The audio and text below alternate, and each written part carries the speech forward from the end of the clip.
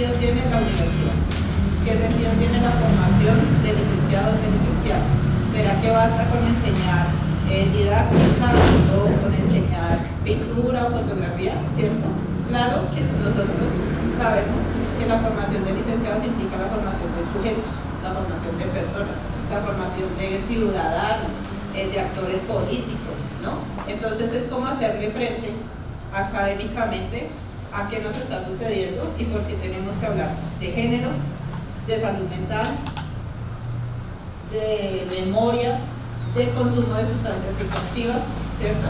Y no para decir si debemos o no debemos, pues está bien o está mal, eso digamos sería muy simple, sino cómo esto nos está implicando como personas y cuál va a ser nuestra responsabilidad. Y además, pues hay gente que lo ha pensado por mucho tiempo, ¿cierto? Que también hay muchas investigaciones, unas trayectorias muy largas y queremos entrarle al asunto. Es como no ser evasivos, sino más bien decir, pensemos en eso, cómo lo podemos ver desde diferentes ángulos. Entonces en esta lectiva, cátedra, va a haber un montón de invitados, ¿sí? Hoy nomás ya nos vamos a articular con algunas acciones que se están organizando desde el CEPAS, siempre va a haber un montón de gente acá, pero está bien que este momento sea un poco más íntimo, más entre nosotros, para que ustedes sepan que son la base de todo eso que sigue. Entonces es un espacio largo, ¿no? De 4 horas, en el que siempre va a haber invitados, va a haber un espacio de conversación, también va a haber talleres, entonces por eso digamos que como toda una apuesta. Fíjense, una lectiva tan organizada, ¿no? Con tanta gente involucrada, con la rectoría, con el CEPAS, con los profesores, con los invitados, entonces es como queremos posicionarla. Con esta apuesta es la primera vez que la hacemos y esperamos que para la siguiente crezca. Les contamos que esperamos que se inscribiera un montón de gente y no se inscribiera, no importa, hay que hacerla porque el modo en que ustedes van a saber que esto es importante es haciéndolo. Y que empecemos a tener incidencia. Entonces ya Laura les contará un poco más de la metodología, pero es para pensar aquí qué nos está pasando, tener muchos insumos teóricos y desde diferentes miradas, pero también incidir en la vida universitaria, no solamente es cuánto nos pasa, sino cómo podemos actuar, cómo podemos incidir, cómo podemos convivir en este espacio, que es un espacio público compartido, que además siempre tenemos que estar pues, en la defensa de este espacio. Entonces, pues digamos que por eso toda esta apertura, como para que ustedes entiendan como la importancia que tiene para nosotros. Siempre vamos a estar aquí como nosotros, no va a estar parte como de que esto se vaya desarrollando como lo planeamos. Yo quiero decir también que hay un papel muy importante de la comunidad de la licenciatura en artes visuales, la representación estudiantil y el comité de acompañamiento. Entonces, cosas que hacíamos como porque surgían, ¿no? De hacer un taller de formación en género, de pensarnos el tema de la salud mental, de cuestionarnos cosas, decíamos, necesitamos un espacio más largo, más potente, más riguroso para hacerlo. Entonces, fíjense como algo que empezó siendo un comité que atiende unas ciertas situaciones, camina, ¿sí? Tiene una trayectoria hasta un espacio académico como este. No es que los otros no sean académicos, ¿sí? Incluso eso es otra de las preguntas, finalmente cómo se va resignificando la noción de academia y de formación, pero viene de eso y creo que es un camino muy interesante porque a veces parece que todo estuviera muy dividido, ¿no? Una cosa es la clase, los temas, y otra es el comité y la vida y lo que pasa. Entonces aquí no, esto es una relación entre un comité que dijo, ¿qué hacemos? Unos profesores que tienen unas apuestas teóricas, académicas y demás, y cómo hacemos de esto una apuesta institucional a nivel de universidad y que esperamos que muchos otros estudiantes vengan y también estén acá. Entonces,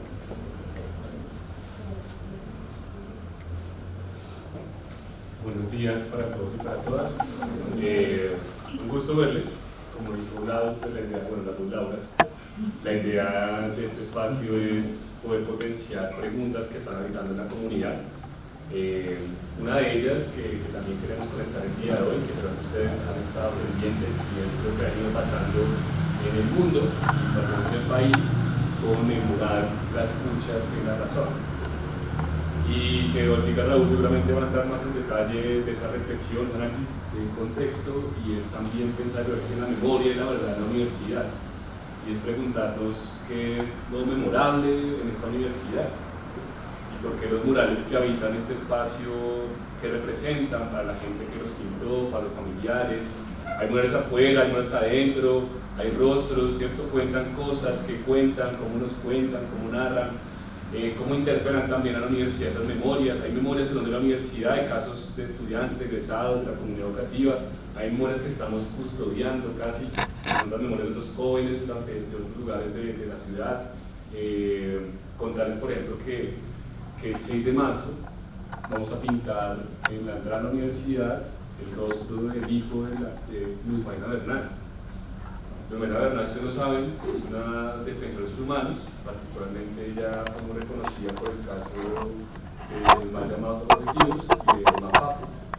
Ella no está en Mafapo, está en otra fundación. Entonces, pero ella es egresada en ese momento ya a la universidad porque se graduó el 28 de febrero, se graduó en comunitaria. Entonces, una memoria que no, digamos, que no es un caso que esté, digamos, directamente en un contexto de la universidad, pero que es una madre que ahora quiere que su hijo esté pintado en la pared. Entonces, ¿qué implica eso para la universidad? El día de hoy hemos llamado una jornada, pues ha sido interesante porque no lo pensamos así, pero nos salió muy bien.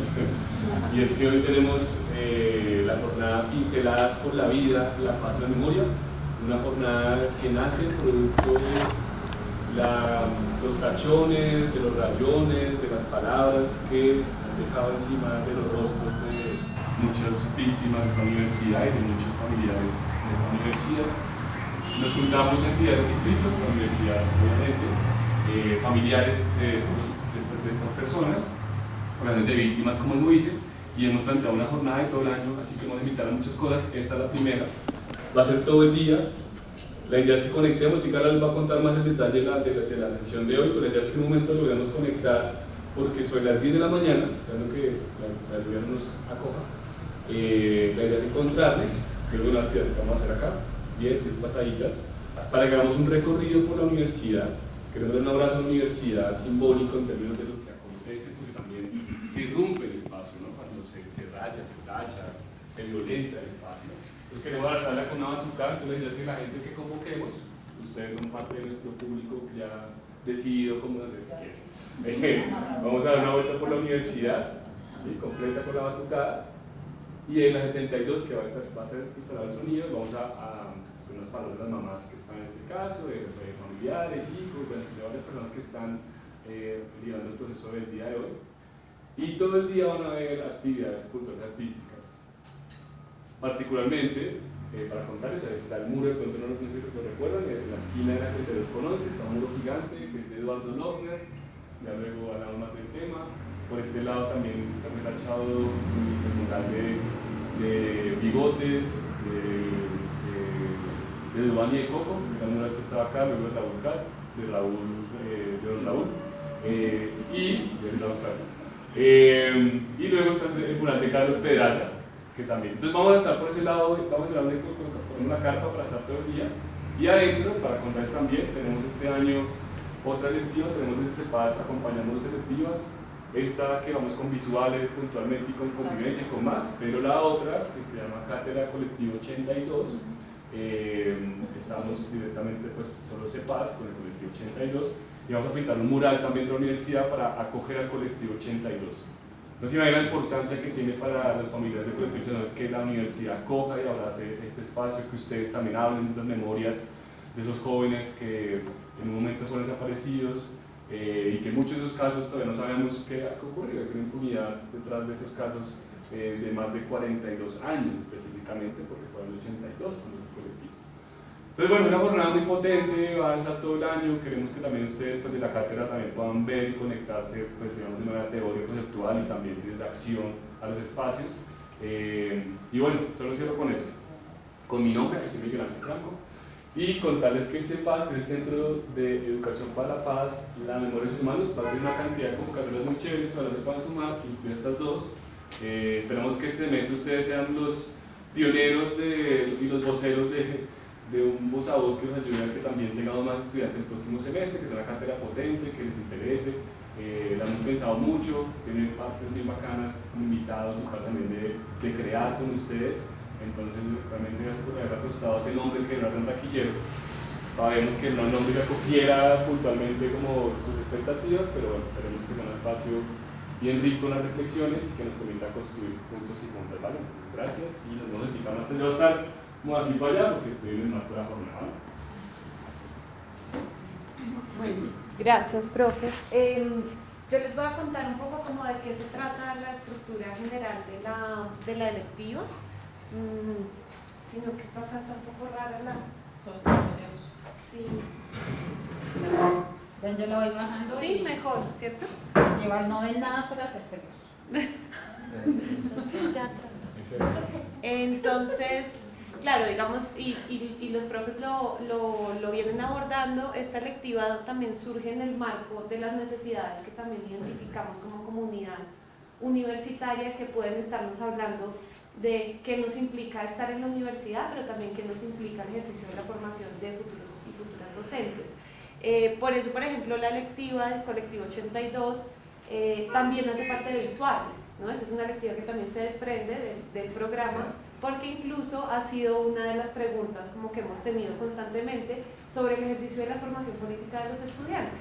Y muchas veces uno tiende a pensar que de pronto porque en la Facultad de Artes no necesariamente esas preguntas están atadas ahí, sino que están como más, por ejemplo, en las facultades de humanidades, ¿no? En sociales, en otros escenarios, pero resulta que las artes también se han preguntado y han posicionado mucho este tipo de prácticas de resistencia, de denuncia y de discursos que tienen que ver con el derecho también a la vida. Les quería mostrar como el objetivo general, porque miren que estas cosas pues son muy importantes para entender cómo de dónde nacen también las intenciones de un espacio como este.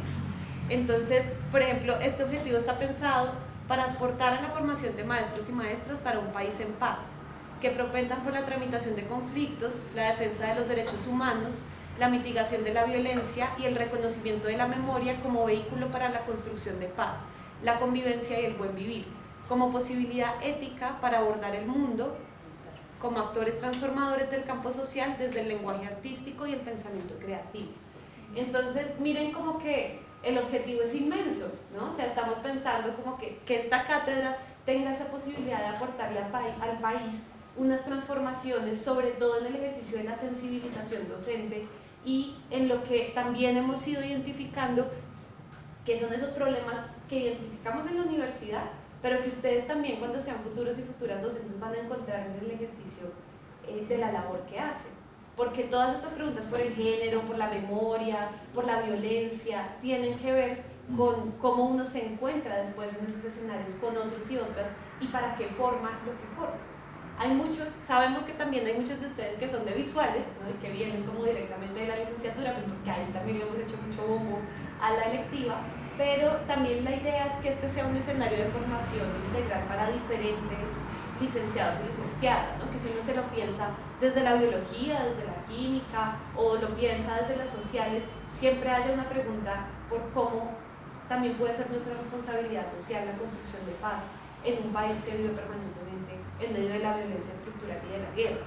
Entonces, les voy a contar como a grandes rasgos. La electiva tiene una estructura pensada quincenal, por eso las sesiones son de 4 horas. La idea es que iniciamos hoy, la siguiente sesión no nos vemos y así vamos rotando cada 15 días. Tenemos como una estrategia metodológica que, claro, como hay muchos invitadas, también, pero también son 4 horas y eso pues es mucho tiempo de estar acá juntos y juntas. Entonces queremos que haya un primer momento que sean unos debates, ¿no? Y unas posibilidades y posturas teóricas y conceptuales con expertos invitados sobre los diferentes temas. En el segundo momento vamos a hacer unos ejercicios más de creación, tipo laboratorios de creación o tipo taller, en donde también quienes están invitados al espacio académico nos van a proponer qué podemos hacer, ¿no? Cómo podemos empezar a pensar esas relaciones con la creación. La electiva siempre va a estar atravesada por la relación con las artes, porque esa es nuestra pregunta profunda también, como qué puede el arte en estos escenarios, qué puede, digamos, movilizar, qué ha agenciado, qué ha denunciado, y desde la creación qué podemos hacer, porque también entendernos como sujetos creadores nos permite entender que somos capaces de transformar el mundo en el que vivimos, que es parte también como de las preguntas que están ahí. Entonces, sí, pasemos como a la sesión por sesión para contarles un poquito sobre eso. Estamos como, bueno, en este primer espacio, que es este módulo de la universidad como entorno diverso, hacer memoria para conocernos desde las prácticas artísticas, y ahí tenemos entonces como dos escenarios. Esta sesión, que va a ser un poco como lo que les contaba Miguel, de también generar vínculos como con lo que está pasando en la universidad, por eso vamos a ir también a la jornada de murales, pero también por eso ahorita va a hablar el profesor Raúl Cuadros, que es profesor de la licenciatura en Artes Visuales, y que también se ha venido pensando desde lo que implica la cultura visual, estos ejercicios de la censura, pero también estos ascensos del fascismo, que están, digamos, asociados a lo que nos ha implicado tener que poner en el escenario de lo público a través del mural, y que luego se ha borrado y que luego otra vez se ha pintado, y esas disputas, digamos, que se dan.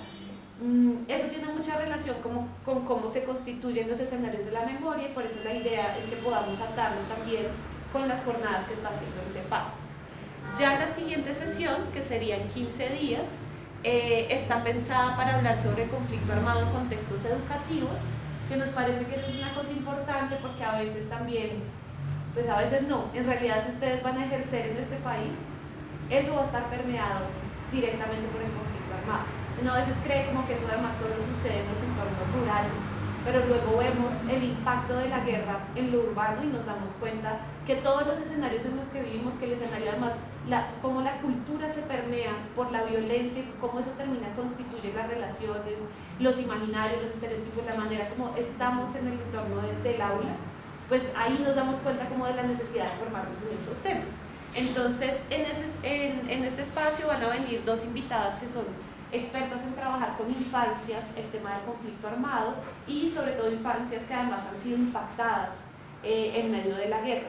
Ellas van a hacer como un primer panel, que pues vamos como a dialogar, y luego van a hacer también un ejercicio, les van a proponer hacer unos ejercicios de taller y de creación. Ese sería como el primer módulo. Luego viene el módulo 2. Ay, muchas gracias.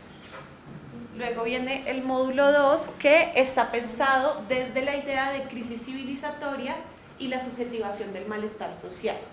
Que acá la profe Laura lo decía hace un momento también, pensarnos como esa necesidad del arraigo a la vida en un mundo en el que encontramos que el tema de la salud mental no es un tema que esté desligado de lo político o de lo social o de las estructuras de la violencia, ¿no? Entonces también como que la idea de esta lectiva es tener unas perspectivas muy críticas sobre estos enfoques.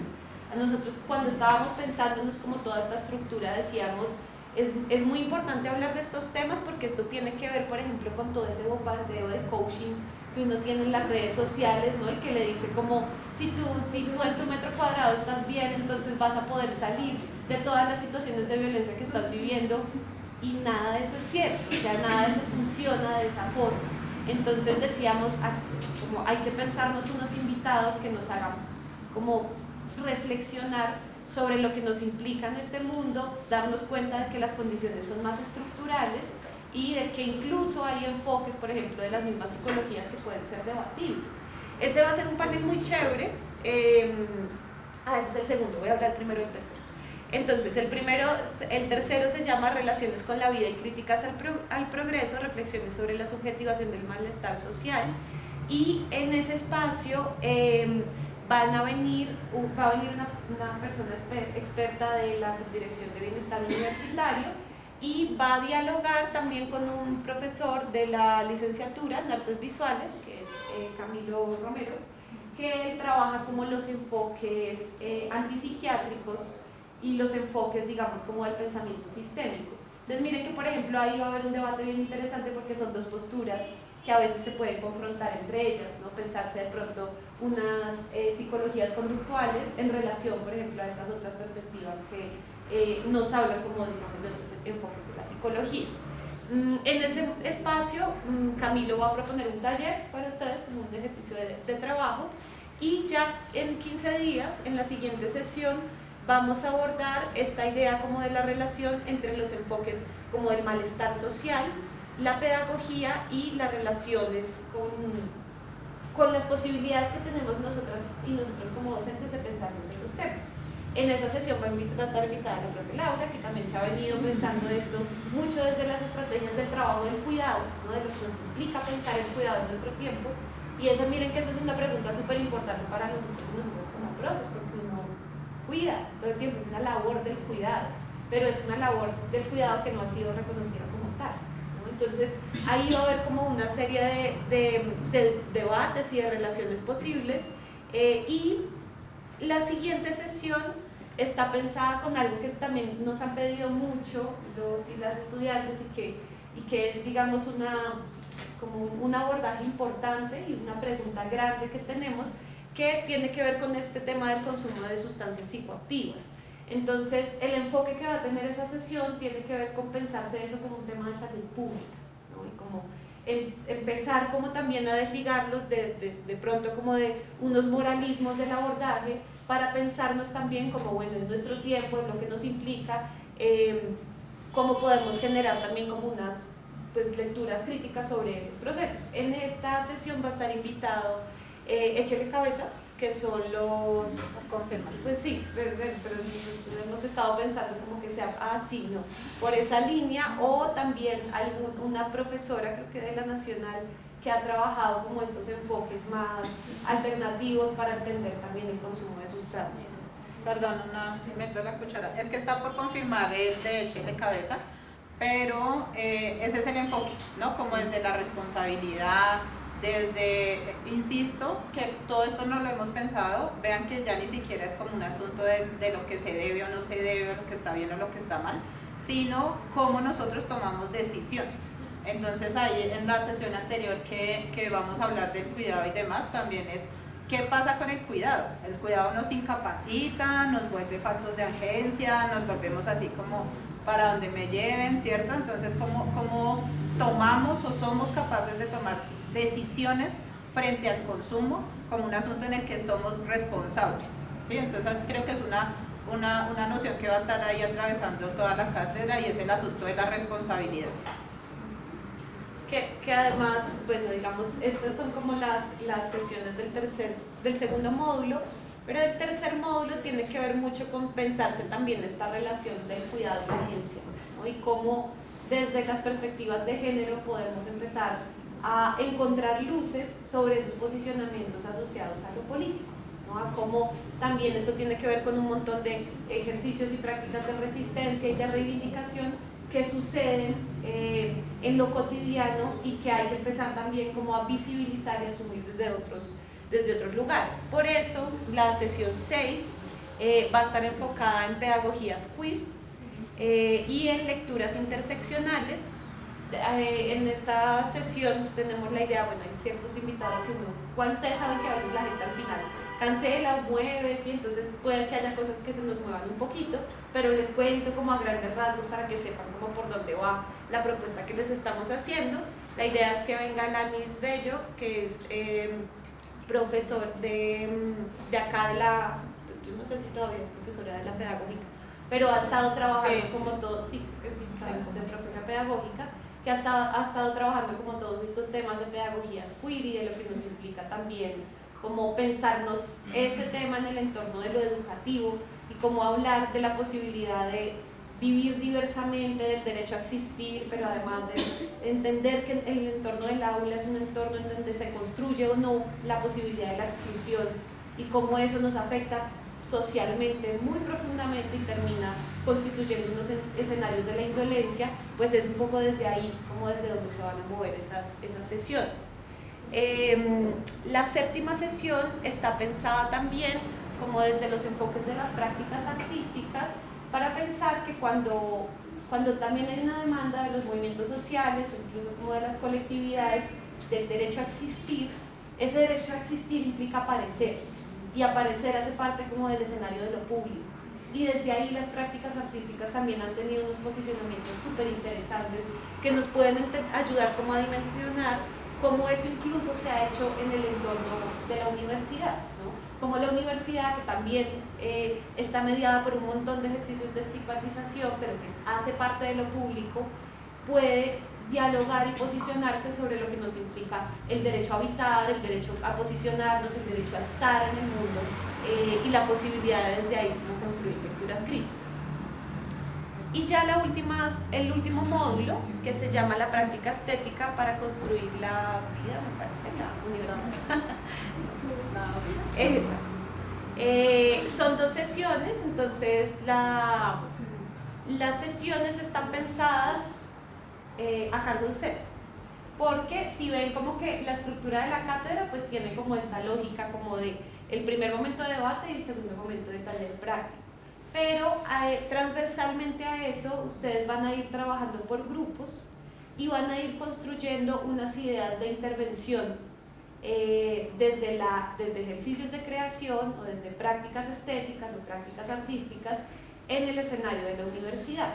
Porque la idea es que esta electiva, como que el resultado también como de los procesos que ustedes hacen, en el proceso de pensamiento que se pone y se materializa también en el hacer creador, sea lo que nos permita también dialogar como con la comunidad académica, ¿no? Entonces, cuando ustedes hagan, no sé, me imagino, ¿no? Si quieren hacer un performance que tenga que ver con alguno de los temas, no sé, tema de lo queer en el entorno universitario, entonces solamente posicionar eso, hacer el performance en la universidad y ver qué pasa también como con la comunidad educativa cuando uno empieza a abordar estos temas, pues va a aportarle poco a poco a lo que nos implica convivir en un escenario en el que se pueda construir la paz, pensada como, no como la ausencia de conflicto, sino la paz como esos diferentes lugares del debate, del diálogo, de lo que nosotros creemos debe poder habitar y debe tener derecho a existir en esta universidad. Entonces, esa sesión ustedes van a hacer como una socialización de los ejercicios, ya les va a profundizar un poquito en eso. La idea es que a lo largo del semestre ustedes están como divididos en unos grupos y los grupos van a ir construyendo una propuesta de intervención.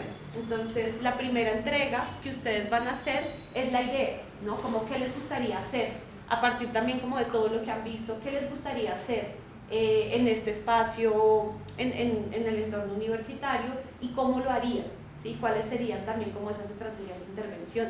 Si van a hacer un performance, si van a hacer una galería, si van a hacer una instalación, si van a hacer una clase abierta, así como cuáles son esas maneras en las que yo puedo intervenir, digamos, en el escenario de lo común. Luego, la idea es que eso se materialice, se concrete y ustedes lo hagan. Y claro, como es difícil que en una sola sesión uno vaya y vea las instalaciones y las intervenciones, también se nos ha ocurrido que, si bien puede ser eso, también se puede hacer un registro visual, fotográfico, escrito, ¿no? Como de diferentes maneras de esa intervención que ustedes hicieron. Y esa va a ser, pues, básicamente la nota de este espacio académico, ¿no? Ese proceso de creación. Entonces, les voy a mostrar como en la evaluación, porque claro, como para ustedes, digamos, para quienes vengan como de asistentes a los espacios, pues ellos vienen a las sesiones, a los talleres y deciden si se quedan o no, pero ustedes lo tienen inscrito como espacio académico, entonces pues tienen que saber, ¿no? Cómo funciona como también el proceso evaluativo, obviamente. Entonces, eso está por acá, entonces se los leo. Dice: tendrán 3 momentos evaluativos que corresponden además a los cortes, ¿no? El 30% equivale a la nota final, que tiene que ver con la participación en las sesiones, ¿no? Con el estar acá, pero no solo como el estar, sino el participar, el discutir, el leer también cuando se envíen textos para leer para las sesiones. Y ese valor, digamos, se expresa en la asistencia, la puntualidad y la permanencia en el espacio académico. O sea, sabemos que son 2 horas, que 4 horas, que eso implica como pues estar, ¿no? Permanecer, pero pues eso hace parte como del ejercicio de equivalencia de la nota cuantitativa. Lo otro tiene que ver con el diálogo y la escucha activa que se puede dar en las sesiones. Esto es el 30% de la nota. El otro 30% equivale a la construcción de la propuesta de esa intervención que ustedes van a hacer en el escenario de la universidad. Entonces eso implica como lo que les decía, ¿no? Hacer como el ejercicio escrito de esta es la propuesta, eso es lo que nos estamos pensando, estas son las materialidades que vamos a usar, este es el lugar, este es el día, la fecha, así corporalmente también vamos a estar nosotros en el escenario.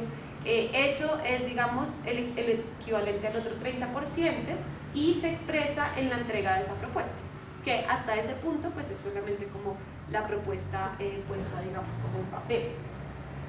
El 40% restante pues es la nota final de lo que ustedes ya hagan como intervención, ¿no? Entonces miren que eso significa que básicamente el espacio académico le apuesta todo a ese ejercicio que ustedes hagan en la universidad y por supuesto pues a su presencia en el espacio de la cátedra, ¿no? Esos son como los dos ejercicios de corte evaluativo.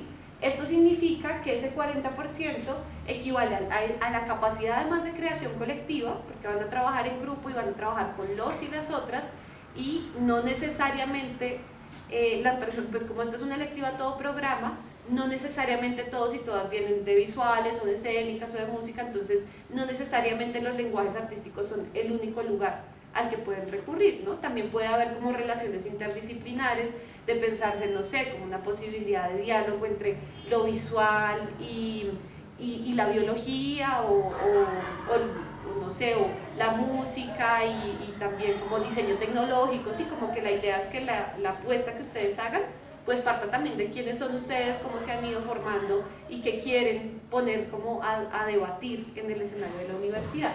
Eso equivale al 40% y eso se expresa en la puesta en práctica de la propuesta y en la socialización que ustedes hacen en esa última sesión del espacio académico.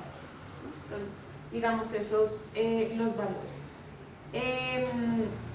Recuerden que la asistencia está mediada por ese 20%, es decir, si ustedes no asisten al 20% de las sesiones, que además acuérdense que como son quincenales, ahí funciona de otra manera la asistencia, o sea, creo que con sesión y media que no asisten, ya pierden el espacio académico en serio. Entonces tengan como esas cosas muy presentes y acuérdense que además si uno llega tarde, pues ahí también se cuenta media falla, ¿no? Porque acuérdense que en un día son 2 sesiones. Entonces tengan eso muy presente porque además es quincenal, o sea, nos vamos a ver solamente 8 veces en el semestre, entonces sí es muy importante que ustedes estén en el espacio. Y sobre todo es importante porque además los paneles están buenísimos, vienen invitados, hacen talleres, entonces pues la idea es que ustedes también aprovechen mucho, pues porque este es un despliegue institucional muy grande, ¿no? Acá también hay una suma de voluntades que ha sido importante y que implica pues traer invitados externos, expertos, ¿no? Y eso para la universidad pues tiene implicaciones en tiempo, en recursos, en todo. Entonces también es muy importante que ustedes pues hagan como uso de eso. ¿Tienen preguntas? Comentarios. ¿Sí? Digamos que pues teniendo en cuenta las políticas de la universidad sobre el racionamiento del agua, ¿qué pasaría si cada profesores son el 26 este mes? Que es miércoles justo. Entonces, ¿qué les hace si aplaza para la siguiente sesión o se corre? Pues en ese caso, o sea, nos toca, digamos, mirarlo porque lo ideal es que sí sean presenciales las sesiones. Podríamos mirar de pronto moverlo a otro escenario, de pronto preguntar en el Nogal o en el ático, en alguna de las otras sedes que ahorita tiene la universidad y les estaríamos informando vía correo electrónico si se hace ese movimiento. Porque claro, como son talleres, pues la idea es que sí sea un ejercicio práctico, es que si no, desde la virtualidad es una cosa a veces muy extraña. Entonces, muy posiblemente lo que hagamos sea eso, como gestionar algún otro espacio. ¿Sí? Entonces, es una buena pregunta. ¿Alguna otra pregunta, comentario? ¿Cómo les parecen los temas? Pertinente. Lo pensamos un montón. Pero pues nos gustaría saber cómo lo ven, ¿no? También es una apuesta arriesgada, tiene muchos temas, ¿no? Cada sesión, casi que podría salir una lectura de cada sesión, de cada módulo, de cada, ¿no? Entonces sí hay, pero también temas que ustedes también han trabajado, tienen experiencias en eso, ¿no? Entonces, pues es interesante, no sé, sería bueno escuchar a alguien respecto a cómo lo ven, cómo ven la propuesta.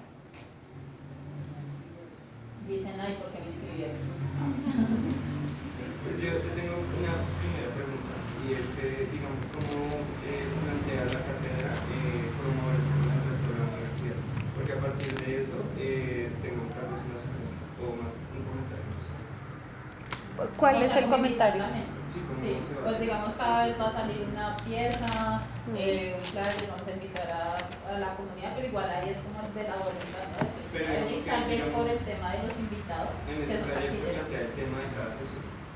¿En la qué? Porque sería interesante, digamos, es que hace unos días en el grupo de la licenciatura de sociales un debate sobre las sustancias psicoactivas y pues digamos que hay posturas de todo tipo y pues yo pienso que ese es un tema muy importante que debería abordarse masivamente en la universidad, pues al menos que se abra el debate. Claro, pues ese nombre de esa sesión, de ese módulo y con los invitados es lo que vamos a difundir, digamos, con las imágenes. Y ahí es clave que ustedes que están en esos espacios o en otros escenarios lleven la convocatoria, ¿no? Está el miércoles en la mañana vamos a hablar de eso, entonces chévere que vengan acá con sus posturas, precisamente eso es lo que queremos, porque a veces solucionamos, y acá me anticipo un poco a algo que yo pienso, y es que las cosas no se solucionan con protocolos, ¿no? Entonces cada vez que pasa algo, esta es la ruta, esta es la norma y ya, sigan, ¿sí? Sino que hay que tomarse el tiempo, como dices tú, de debatir, de escucharnos. Y algo que parece, y a veces en algunos entornos, es que uno ya no puede debatir nada, ¿no? Es como, o conmigo contra mí, y esto en general, estudiantes, profesores, y acá lo que decimos es, no, hay muchas posturas, y si nosotros no sabemos dialogar, si no sabemos debatir, pues estamos cerrándonos a un montón de posibilidades. Entonces, por ejemplo, si tú tienes algún grupo de más invitado a este espacio, pues muy interesante que los puedas traer. Aquí hay un montón de gente. Sí, también es importante que ustedes pues les cuenten, digamos, la electiva sale como ese esfuerzo conjunto, pero no necesariamente como que la primera versión es tan visible. Y eso que se inscribieron hartos, digamos, para ver también a lo que hemos visto de los otros espacios académicos. Pero sí es importante que ustedes también les cuenten como a sus compañeros que existe este espacio y que tiene como esta apuesta, ¿no? Porque también es una apuesta grande que uno no necesariamente se imagina que va a ser así la lógica de la electiva. Entonces también pues la idea, nuestra idea es que pues ya conforme se vayan haciendo las sesiones la gente también se vaya enterando y vaya decidiendo inscribir el espacio acá. ¿Qué más piensan de los temas? ¿O algún módulo que les llame la atención?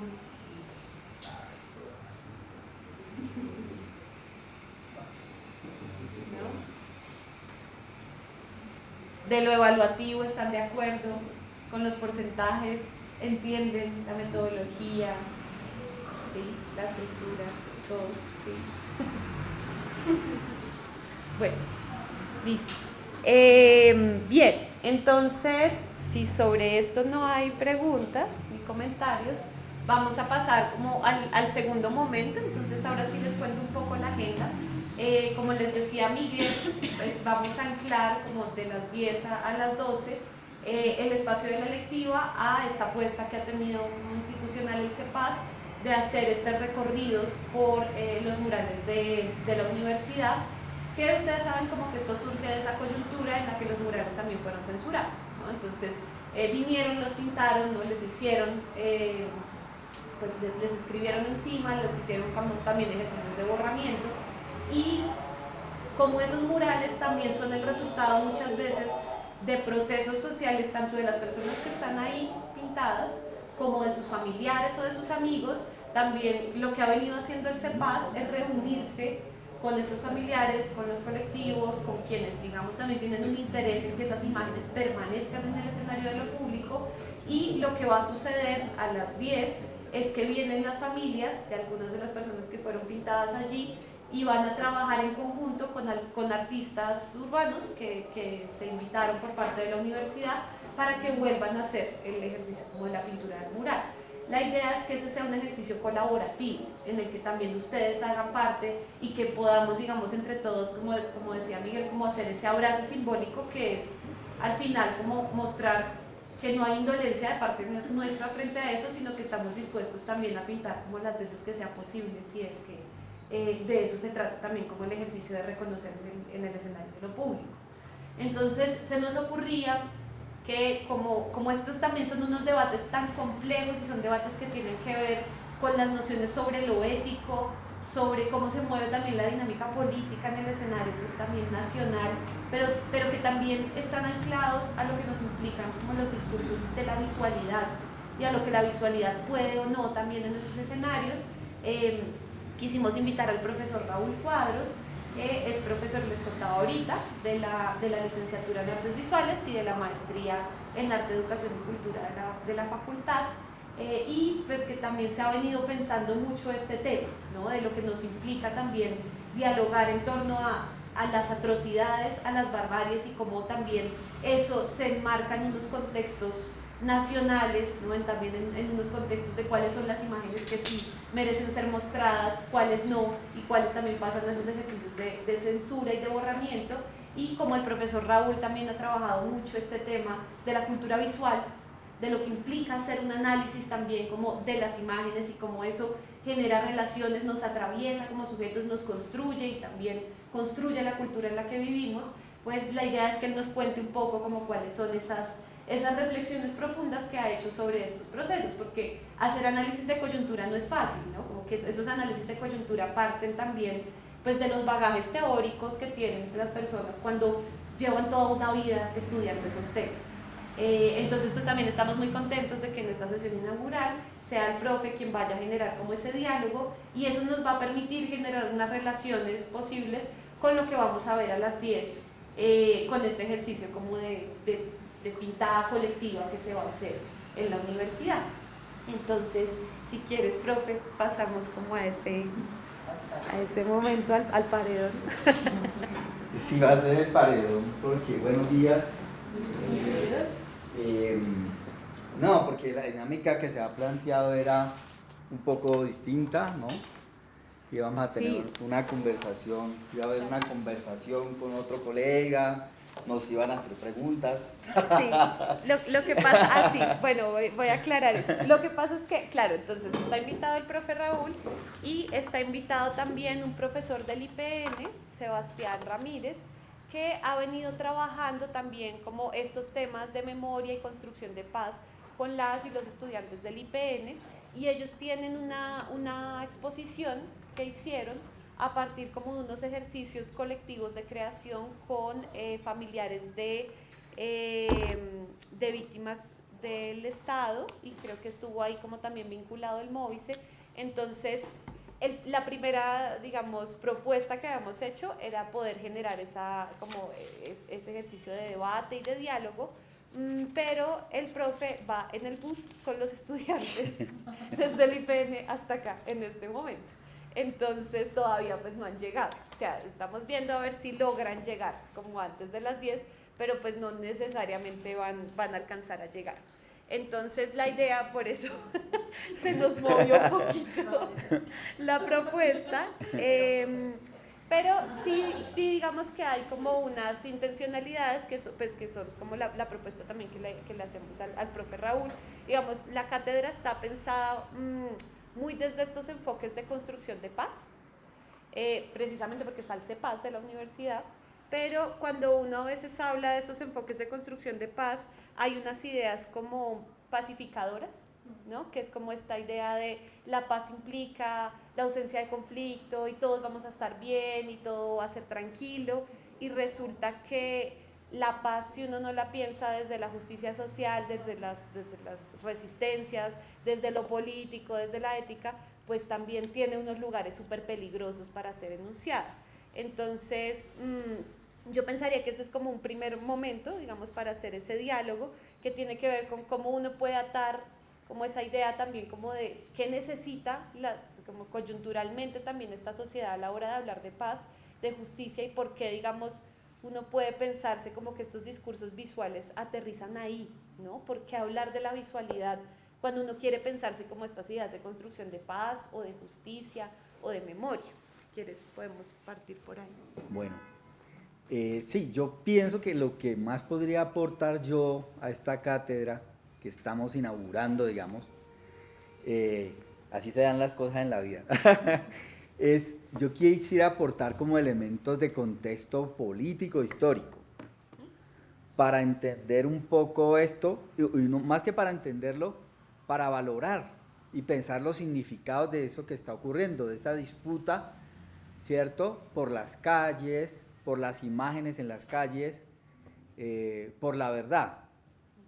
Me parece muy importante eso porque seguramente muchos estarán ahí, hay una simpatía, afortunadamente hay una simpatía de mucha gente y sobre todo de jóvenes con esta reivindicación de que las escuchas tienen razón. Pero entonces que quizá no se tenga, digamos, una memoria tan clara de cuáles son los hechos que anteceden esto y cuál es la reivindicación, sobre qué tienen razón las escuchas y quiénes son los que dicen que no. Entonces, digamos, yo quisiera hablar primero de ese recuento un poco histórico y después un poco discutir sobre lo que significa esa disputa que se está dando allí, ya en términos visuales, políticos y éticos. Entonces, quisiera decir que hay que situar esto, digamos, en relación con una historia nacional que ha estado signada, digamos, por la atrocidad. Pero muchas veces nos hacen ver esto como si es que los colombianos somos malos o violentos por naturaleza. Se habla de la violencia como si fuera una enfermedad, ¿no? Algo endémico y digamos que esto elude la necesidad de darse cuenta que aquí se fue configurando históricamente un tipo de régimen político muy particular. Es decir, si uno puede pensar que en todos los estados hay ejercicios de represión y de violencia, una más desencadenada, otra más controlada, porque es propio del tipo de institución que es el Estado, que es una institución que está ahí puesta para asegurar, digamos, que unas clases dominantes sigan detentando el poder y que hay distintas maneras de ejercer ese poder. Claro que hay toda una fuerza simbólica, discursiva, ¿no?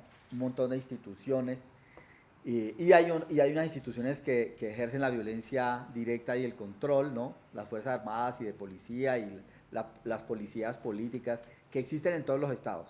Ahora, yo hablo de esto así como con mucha naturalidad, pero esto es de lo que no se suele hablar, porque, digamos, hay también todo un ejercicio de idealización del Estado como si fuese, como le dicen a uno en la escuela, el Estado somos todos.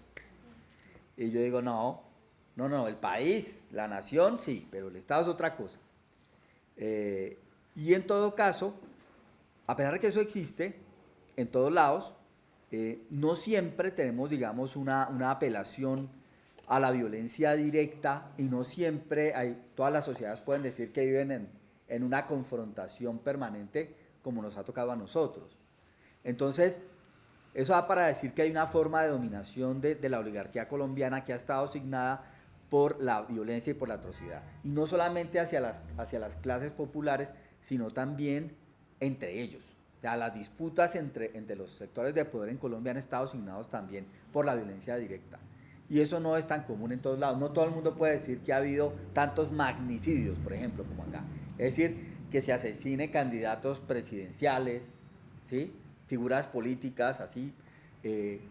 Eso está como naturalizado. Pero yo me acuerdo estar muy joven cuando mataron 3 candidatos presidenciales en un proceso electoral. Entonces, yo quiero partir de allí, porque claro, hay cosas muy propias de la historia de este país. Cuando digo, y el tipo de régimen político, para decirlo muy rápidamente, un régimen político en el que ha convivido de distintas formas en distintas etapas, la institucionalidad burguesa, las elecciones, el aparato de justicia, comillas, la separación de poderes, y al mismo tiempo las fuerzas paramilitares, que han tenido distintos nombres, digamos, pero esa convivencia tan clara por periodos largos en la forma de dominación no es algo tampoco que sea tan común en todos lados. Y por eso siempre hablar de democracia en Colombia es algo bastante discutible y relativo. En todo caso, si la democracia burguesa es un régimen enfermo que está en crisis en todos lados, está en crisis en Estados Unidos, en Alemania, en Italia, o sea, para decir los países que sacan pecho diciendo que ellos heredaron y constituyeron la democracia, hay una crisis tremenda en todos estos países, pero bueno, en países como los nuestros, que además son oprimidos, esta configuración que les digo hace que sea bastante discutible, ¿no?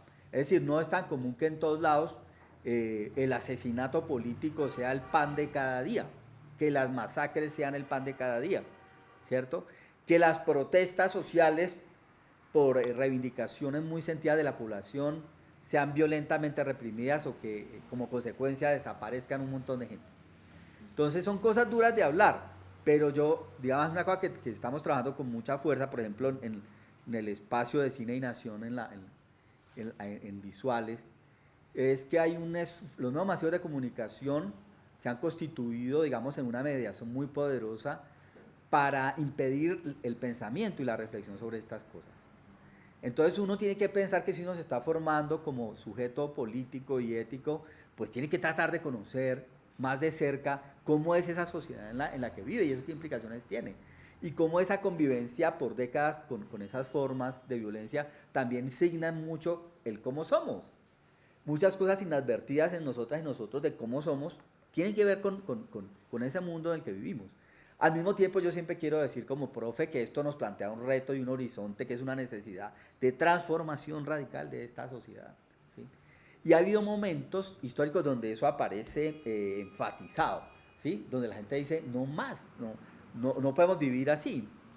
Y eso ha estado ligado también, claro, a condiciones de precariedad y de miseria social que han sido muy grandes a lo largo de la historia de este país y que persisten en las grandes ciudades, en medio de cosas que aparecen como muy ultramodernas.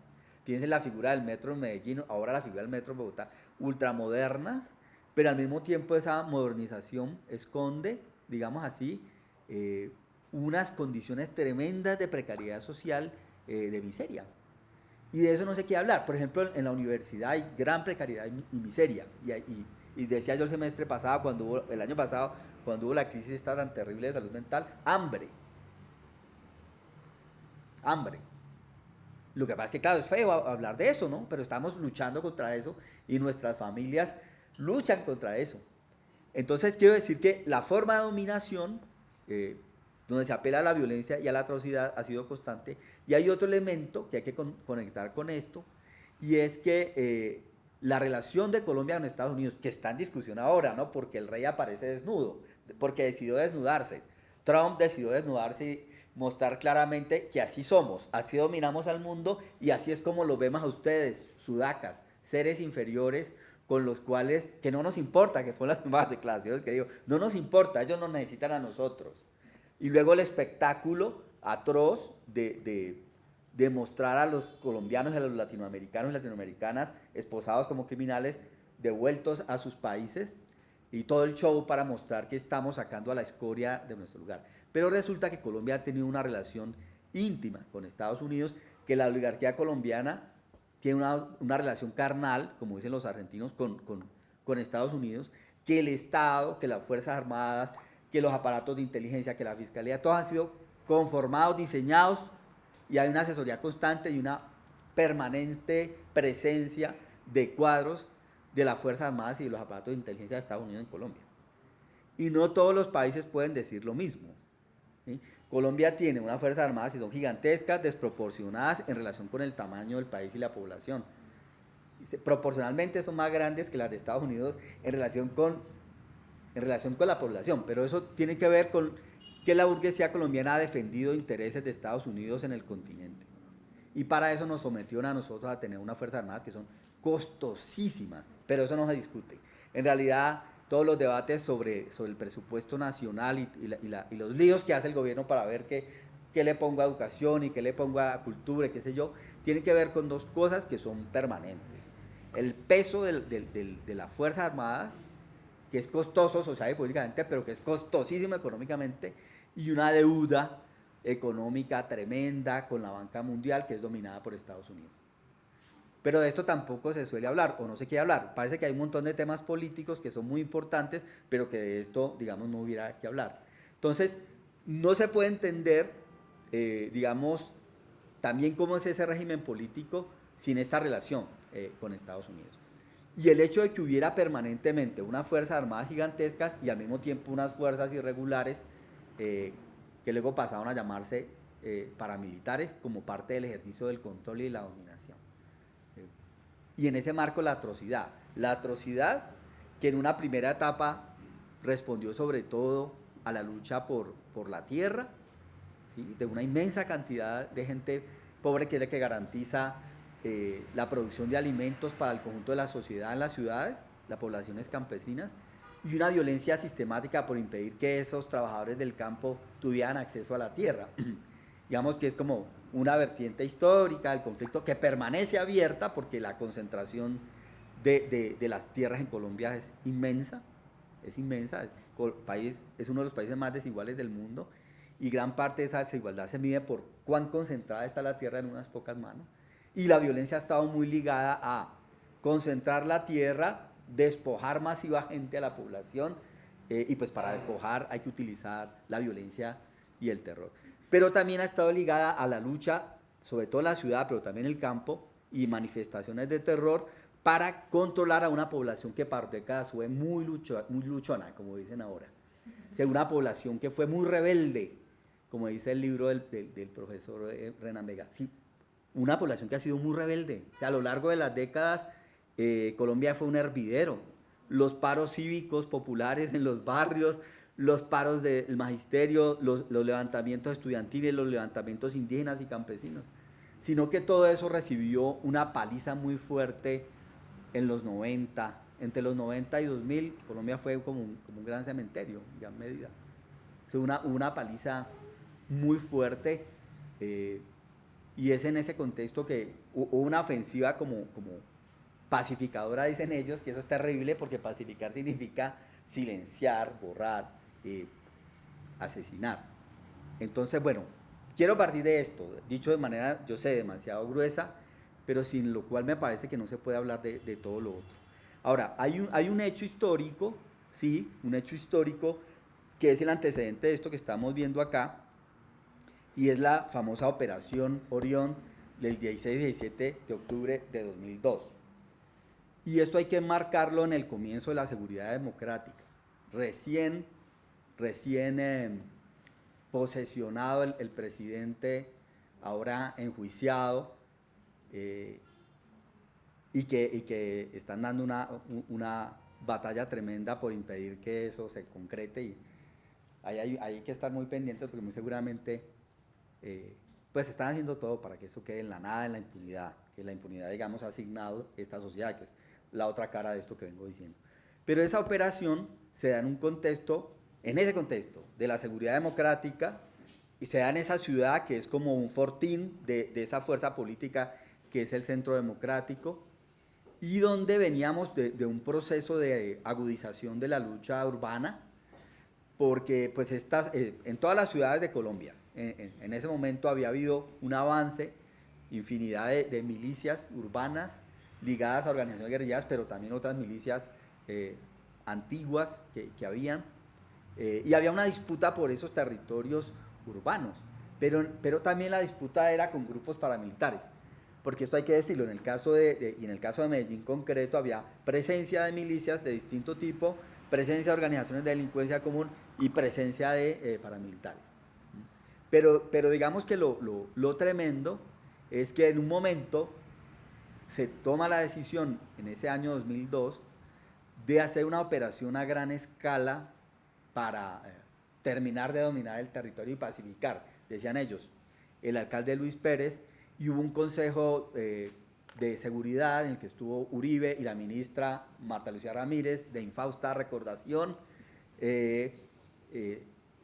y ellos toman la decisión. Entonces se da una operación de unas 1.500 personas, entre miembros de la policía, del ejército, del DAS, que así se llamaba la policía política entonces, del CTI, de la fiscalía, con aviones y tanques, 1.500 personas armadas, tomaron una parte de la ciudad, la famosa Comuna 13, para supuestamente recuperar y pacificar. Y en esa operación, claro, hubo combate con las milicias, pero hubo un montón de detenciones ilegales, arbitrarias, masivas, y hubo un montón de desapariciones también. Entonces digamos que esto fue dicho por mucho tiempo, las cifras no son claras, porque hay quienes dicen son hasta 400, son hasta 500, las cuentas a veces se hacen desde los 80 hasta el 2016, porque en el caso de la operación, digamos que fue muy agudo entre octubre y diciembre del 2002, pero mucha gente dice pues que hay que hacer las cuentas desde antes y un poco después, y entonces hubo un montón de testimonios. Bueno, primero el tema de las denuncias, que se detuvo a gente arbitrariamente, que a otra gente se la detuvo intencionalmente, como a dirigentes populares, activistas barriales de distinto tipo, que se desapareció un montón de gente, pero hay otro elemento que es fundamental, y es que esa operación fue hecha conjuntamente con paramilitares. Y entonces aquí hay una cosa, hay estas cosas del arte y de los indicios, ¿no? Está la famosa foto de Jesús Abad Colorado, donde aparece el señalador, ¿no? Que es el que va encapuchado diciéndole a los militares, que van, ellos sí con su cara limpia y con las insignias formales, diciendo dónde están las presuntas personas a las que hay que atacar. Pero esto es muy importante, porque ahí quedó como una huella imborrable ese hecho, ¿sí? Es decir, que fue una operación conjunta, algo que se ha denunciado siempre, que ha habido una relación entre paramilitarismo y Estado, ¿cierto? Pero que también se niega sistemáticamente, pero ahí quedó como una prueba histórica. Ahora, esa figura del señalador me recuerda una película, no sé si han visto, En la tormenta, de Fernando Vallejo, donde Fernando Vallejo aparece la figura del señalador, que tristemente es un niño que va diciendo, estos son liberales, estos son conservadores, entonces ¿a cuál es que hay que matar? Es terrible, pero digamos que en el arte aquí aparecen como dos huellas, digamos, de una práctica que ha estado, ¿no? Tener gente infiltrada en un espacio para decir, cuando lleguen los atacantes, en ese caso los pájaros de ese momento, asesinos conservadores, a limpiar, digamos, a asesinar. Entonces, bueno, para decir que las denuncias tienen que ver con ese hecho, con la cantidad de personas que desaparecieron y que dijeron en su momento fueron arrojadas a un lugar cercano de ahí que se llama La Escombrera, que es un lugar donde se botan residuos de construcción de toda la ciudad. Entonces digamos que eso agregaba un elemento pues terrorífico a esta historia, y es que son toneladas y toneladas y toneladas en un espacio de 3 hectáreas, donde sí ha habido cuerpos que fueron lanzados por distintos grupos ilegales, en este caso claramente por los paramilitares, gente que fue asesinada y desmembrada y echada ahí, pues ha sido, el borramiento ha sido literal, ¿cierto? Porque si a diario se echan toneladas en un sitio donde hay cuerpos arrojados, pues ¿cómo encontrar esos muertos? Y ha habido momentos donde hubo asesoría de expertos de otros países y decían, pero es casi imposible hacer esto, casi imposible recuperar los restos de los cuerpos, ¿sí? Sin embargo, el que eso no pudiera lograrse, digamos así, no implicaba que fuera falso lo que mucha gente decía, que sus familiares habían sido arrojados allí. Y sobre todo porque después hubo declaraciones de jefes paramilitares, de Don Berna, ¿sí? De Móvil 8, de alias Aguilar, que dijeron, sí, nosotros trabajamos en la operación, trabajamos conjuntamente con el Estado, nosotros desmembramos gente y la tiramos, y declaraciones concretas que decían, en tal lugar, como que dieron las coordenadas de donde había que buscar. Entonces digamos que ese precedente estaba, y esto está documentado, ¿sí?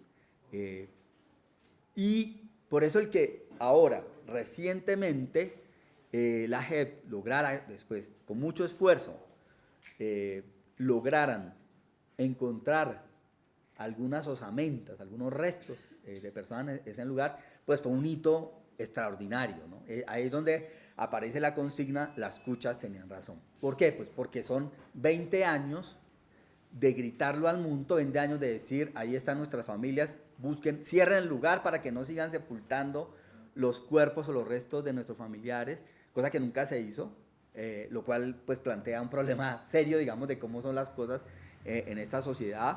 Pasaron distintas administraciones en la alcaldía de Medellín y realmente nunca hubo un compromiso con esclarecer esto, pero el que aparecieran algunos restos pues significaba un logro tremendo para estas mujeres, sobre todo que llevaban 20 años gritando, ahí están.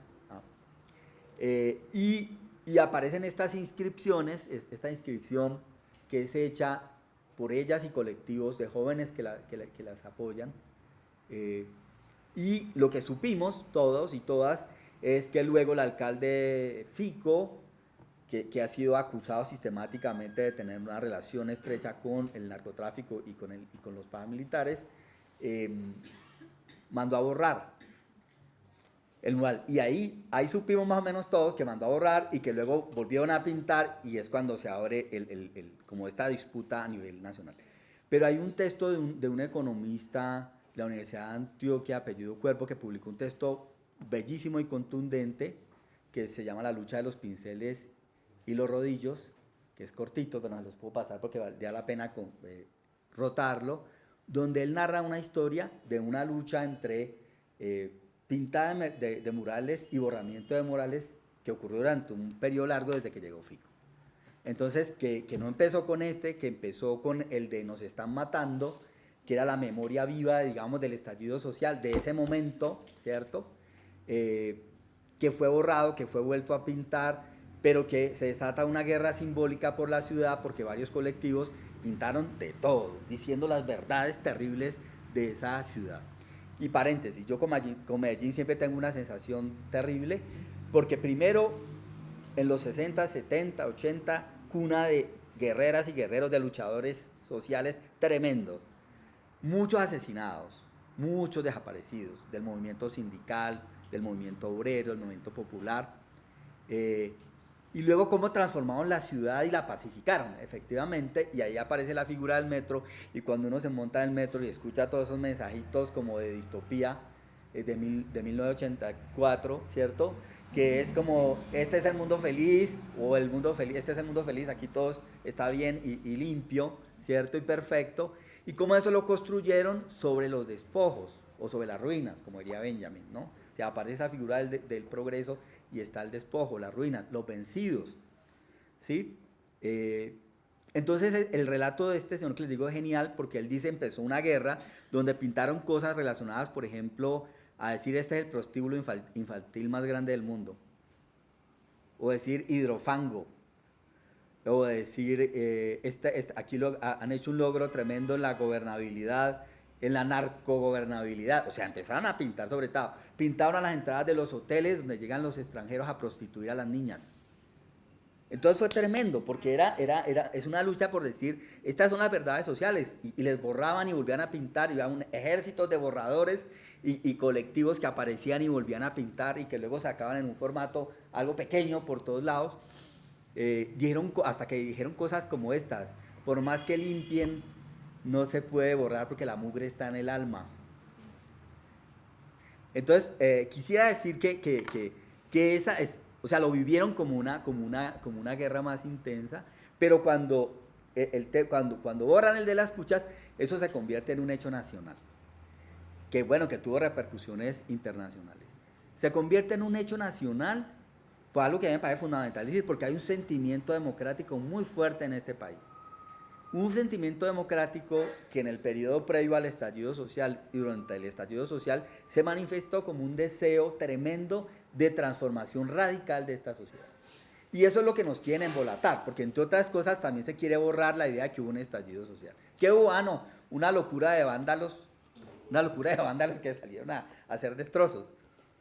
Incluso por eso a esta muchacha Epa, que puede no ser muy querida por muchos de nosotros, pero es simbólico, es decir, si la gente se rebeló en un momento, unos más genuinamente que otros, sin duda, pero es como para decir, eso no se puede hacer, ¿sí?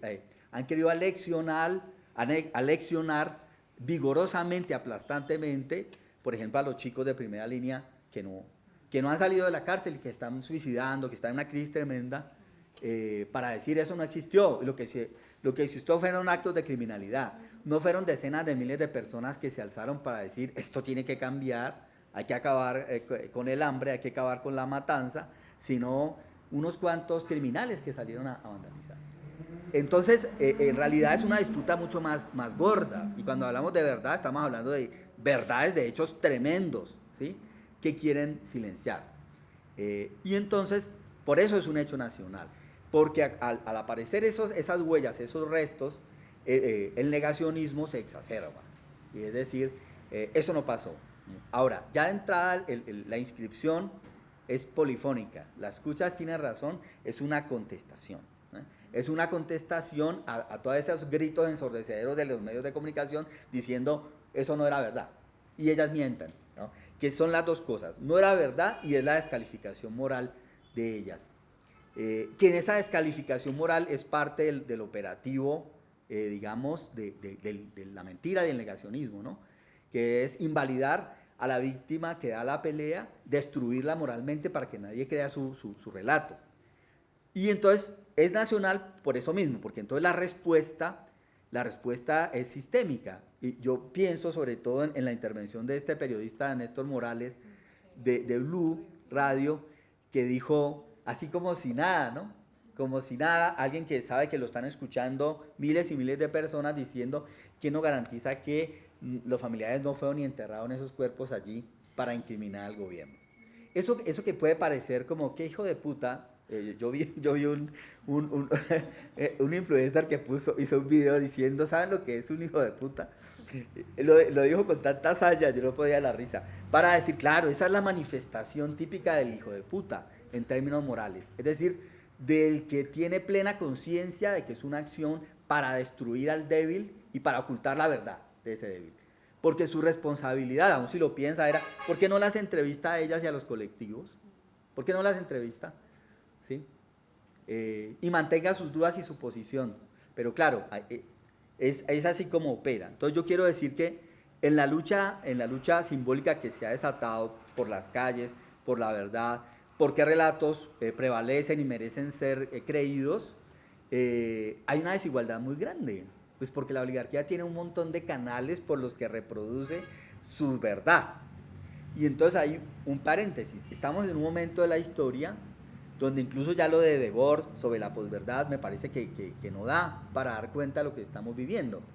Que es, hay tal cantidad de datos, de información y de fuentes difusoras que plantean un problema. Así, para instaurar la ideología por definición son operaciones discursivas y prácticas de encubrimiento de las relaciones sociales y de las contradicciones sociales. Eso es la ideología. Pero nunca hubo dispositivos tan poderosos como ahora para instaurar verdades e instaurar realidad. Entonces, en ese contexto nos toca crecer, y eso incluso es un problema para el conocimiento, un problema para la universidad y para el saber, y es cuáles son las fuentes. Hay que desbrozar primero toda la maraña, las toneladas, parecido como a la escombrera, ¿sí? Esas toneladas de información falsa que instauran realidad para empezar a sembrar algo y edificar algún punto de vista verídico sobre algo. En ese momento nos toca vivir a nosotros. Entonces hay una desigualdad también muy grande en esta pelea, pero lo bello es como cuando algo tiene raíz por abajo, popular, cuando anida en un sentimiento genuino de los de abajo, no se puede callar, ¿sí? Entonces, a pesar de esas toneladas de basura y de mentiras, todo el mundo se enteró de que la escuchas tiene razón. Y mucha gente que incluso no tiene que ver nada con nada, estuvo ahí, se pegó a los parches y fue a colaborar con lo que podía para defender a estas mujeres. Que ahí está otra figura de estos personajes sociales que este tipo de regímenes han creado en el mundo, de las personas que son víctimas y se convierten en activistas sociales porque son arrojados a la aridez del mundo político, como las madres de Plaza de Mayo, por ejemplo, en Argentina.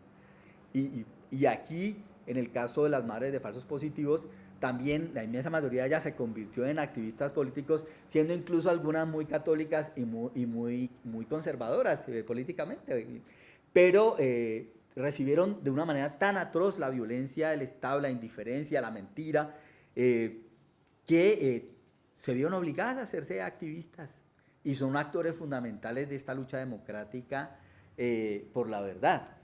Entonces, bueno, es así como yo veo esta disputa y por eso es tan importante que nosotros nos situemos en ella. Y claro, la universidad pedagógica entra en la guerra esta simbólica, porque también nos atacan acá los murales, pero lo hicieron en todo el país y lo hacen seguramente, sí, organizados, pues con lo que describí al comienzo uno puede entender claramente que hay un montón de organizaciones que están dispuestas a hacer eso. También, entre comillas, más o menos espontáneamente, porque hay gente que siente el deber patrio de decir, ¿cómo vamos a permitir que se digan estas insolencias sobre el Estado y que se diga lo otro que aparece en el mural, que es yo di la orden, ¿no? Que es agarrar al personaje histórico que está en tela de juicio y que está en juicio y ponerlo a decir yo di la orden, ¿no? Esa vivificación, digamos, del personaje. Eso, claro, eso les produce una bronca terrible. De hecho, a mí me impactó la declaración de Fico, porque Fico dijo, tuvo que decir algo que es tremendo. Para mí que lo haya tenido que decir es una victoria de esta lucha democrática, que haya tenido que decir, bueno, que digan que las escuchas tienen razón, yo creo que sí. Dijo, yo creo que sí, yo estoy en eso. O sea, que tuviera que decirlo en medios, pues es muy significativo, es un golazo. Pero dijo, no se puede aceptar la manipulación política, y entonces que pongan al expresidente Uribe allí, y eso es la gente de Petro, ¿sí? Ahora, las dos cosas están íntimamente conectadas, ¿sí? Porque la gente quiere que no haya más de esto, pero también quiere que haya justicia, y que los responsables paguen por lo que pasó. Entonces, digamos, eso tiene esa importancia. Y yo veo ahí al arte, en este doble sentido que cada vez es más fuerte, como algo que no es ensimismado, ni de genios, nada, sino que está íntimamente ligado a la vida, a las luchas de la vida social, que está ligado a los oprimidos y a los débiles, que es un arte de combate, ¿sí? Es un arte porque esto es un combate simbólico, que tiene un carácter estético, ético y político, pero también está el hecho de que los que luchan, los oprimidos y las comunidades apelan al arte para darle sentido a su vida y para expresarse. Entonces ahí confluyen ambos, confluyen que no nos importa si esto no es académico, no nos importa si quien lo hizo se llama artista o no, sino cómo esa forma sensible se vuelve un instrumento clave para gritar esas verdades por las que se está luchando. Entonces, bueno, esto es lo que puedo decir así de manera apretada. Sí, ahí creo que hay como varios puntos que podríamos ir como abordando como con toda la profundidad del tema, y ahorita también la idea es como abrir el escenario también a las preguntas que ustedes tengan. Yo quisiera como, hay dos elementos que me parecen clave. Uno tiene que ver como con esto que dice también el profe Raúl sobre esos ejercicios de justicia poética, ¿no? Como también las imágenes permiten hacer esos enjuiciamientos que muchas veces están en un escenario de la impunidad, en otras lógicas, ¿no? en la lógica de la justicia pensada estatalmente, y como también hay unas posibilidades de reivindicación de hacer eso desde el ejercicio de lo simbólico, ¿no? Que es también lo que termina movilizando como todos esos ejercicios de censura. Pero me preguntaba, y muy también en relación a los temas que el profesor Raúl trabaja, cómo también se dan esas estructuras sociales que permiten la apertura de esos fascismos, ¿no? Porque estamos viendo, y lo decías ahorita, como en relación a lo de Trump, incluso uno lo puede ver con Israel, que hay también unos ejercicios de mediatización de esas prácticas del fascismo que también permean profundamente la cultura y que terminan resguardando la posibilidad de que la gente salga a hacer esa censura de los murales, ¿no? De que eso sea posible, de que uno diga, yo puedo ir a hacer eso y tengo un respaldo social para hacerlo. Entonces, pensaba como un poco en esa idea de Adorno, ¿no? Como de esta idea de qué pasa, cuál es la educación que necesitamos formarnos socialmente para pensar qué es lo que está sucediendo en un escenario en el que estamos viendo estos ascensos, ¿no? Entonces vemos también lo de Milei, vemos como todas estas movidas, incluso acá con esa, pues que ojalá no sea así, pero también lo que ha pasado con Vicky Dávila, ¿no? Y como con todos estos discursos de odio emergentes que empiezan a ser parte también del plano de la política y que otra vez ganan mucha popularidad. ¿Cómo podría uno pensarse como ese ascenso del fascismo y qué se necesita también socialmente para formarnos en contra de eso, ¿no? Muy en esa Bueno, yo quisiera empezar recordando una cita, una idea de Adorno, de este texto sobre la educación después de Auschwitz, que es como la fundación de la teoría crítica, digamos, de la educación, cuando dice el problema. Es muy interesante porque lo describen después de la caída de los nazis, y están en el proceso, ellos hablan de reeducación y no sé qué, y pues eso, claro, pues una crisis tremenda en la sociedad y en los intelectuales, y Adorno llega a decir, cuando se ve obligado a reflexionar sobre educación por eso, ¿no? Para decir cómo empezar. Pero dice una cosa que me parece que se pasa por alto con mucha frecuencia, y es, el problema, dice, es que las mismas causas que dieron origen a todo esto siguen vivas. Y eso me parece tremendo. En ese mismo texto él va a decir estas estructuras, y no están estas estructuras solamente en Alemania, están en Estados Unidos, están en todo el mundo. En una reflexión que hace en otro texto allí con Becker, en un diálogo con un pedagogo sobre el problema de la autonomía y por qué somos o no somos autónomos, que yo cuando vi a Laura al comienzo en la introducción pensaba mucho en eso. En realidad, un problema serio, fundamental de la educación sigue siendo el si somos autónomos moral e intelectualmente o no. Y si esa lucha es fundamental para uno poder posicionarse en la vida, que es lo que la demanda más fuerte que yo hago a mis estudiantes ahora. Es como decir, es tan difícil de ser maestro hoy en día, y tan retador y tan noble, porque todo conspira en contra de que nos forjemos con personalidades autónomas moral e intelectualmente, que asumamos lo nuestro y nos posicionemos en la vida, que esa es la gracia, posicionarse ante las cosas que pasan, ¿no? Pero, claro, me parece clave dar nuestra idea que él diga, bueno, el problema es que las causas que dieron origen a todo esto siguen vivas, que es lo mismo que pasa acá. Y en el mundo, claro, pues digamos que la materia prima de todo esto es un sistema capitalista mundial en una decadencia tremenda. Y es muy duro decirlo, pero en el caso de Estados Unidos, si alguien vio el discurso de la posesión de Trump, si tuvo el hígado para escuchar el discurso, a algunos nos toca tener el hígado para poder tener conciencia de eso y poder conversar en el ejercicio ético y político. Claramente el reconocimiento de la bancarrota de esa sociedad, y de ahí la desesperación por decir vamos a recuperar nuestra posición de dominio a como dé lugar. Esa decadencia profunda del sistema capitalista es la gran engendradora de violencias, y es lo que hace que el fascismo esté a la vuelta de la esquina en muchos lugares. Ahora, eso no quiere decir que triunfe o se imponga inexorablemente, porque también hay una resistencia muy fuerte por abajo en todas estas sociedades diciendo, usted quiere hacer eso, pero no es que va a poder, ¿sí? Usted, entre otras cosas, porque uno puede tener una imagen desdibujada, pero hay mucha lucha de clases en Estados Unidos y en Europa, hay mucha rebelión permanente, ¿sí? Y hay mucha gente que defiende ciertos derechos democráticos y dice esto no puede pasar, pero materialmente, objetivamente, el sistema en su decadencia tiende a llevarnos hacia allá. En el caso de nuestra sociedad, esa misma oligarquía que concentra la riqueza y el poder y que está acostumbrada a dominar de una cierta manera, sigue intacta.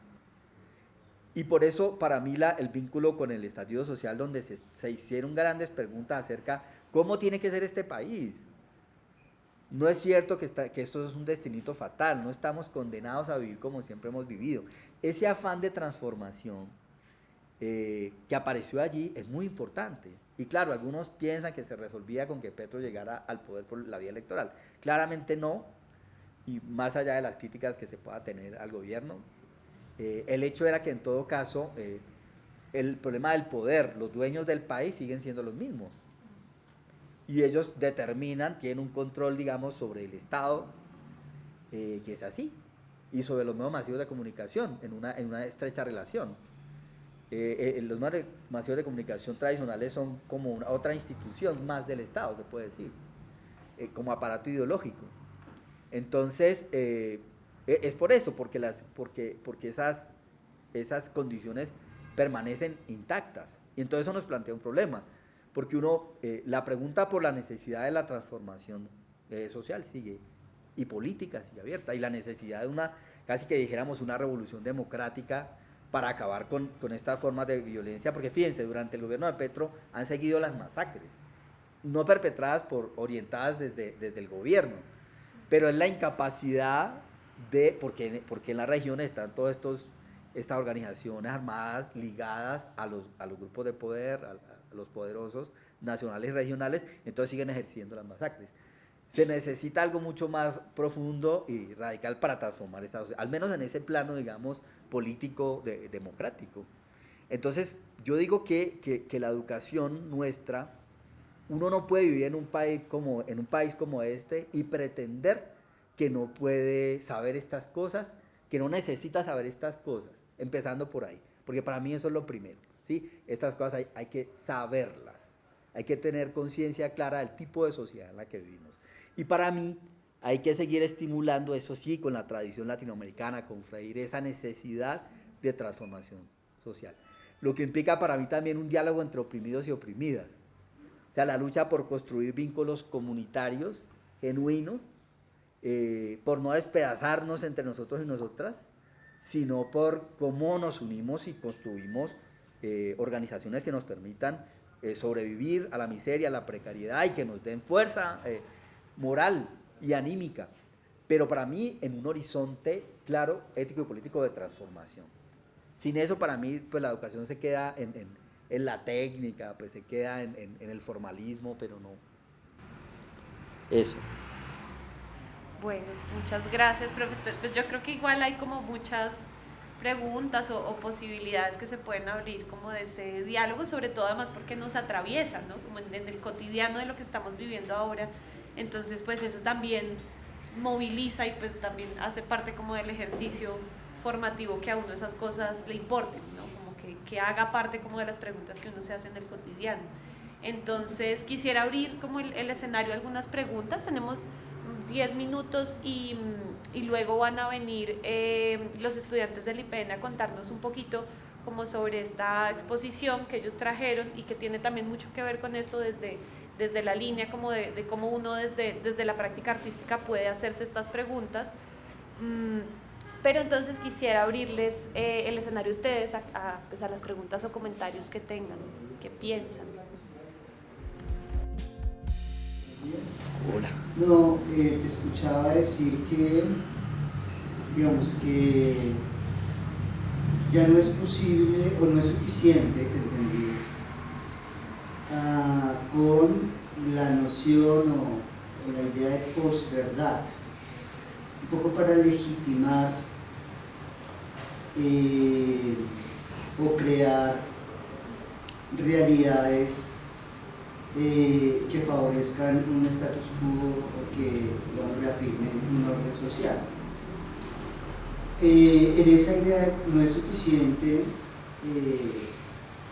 ¿Cuáles serían otros enfoques o elementos para entender justamente, digamos, una época, como tú señalas, de crisis, bueno, algunos le llaman crisis civilizatoria, ¿no? Crisis estructural del capitalismo, de una época en que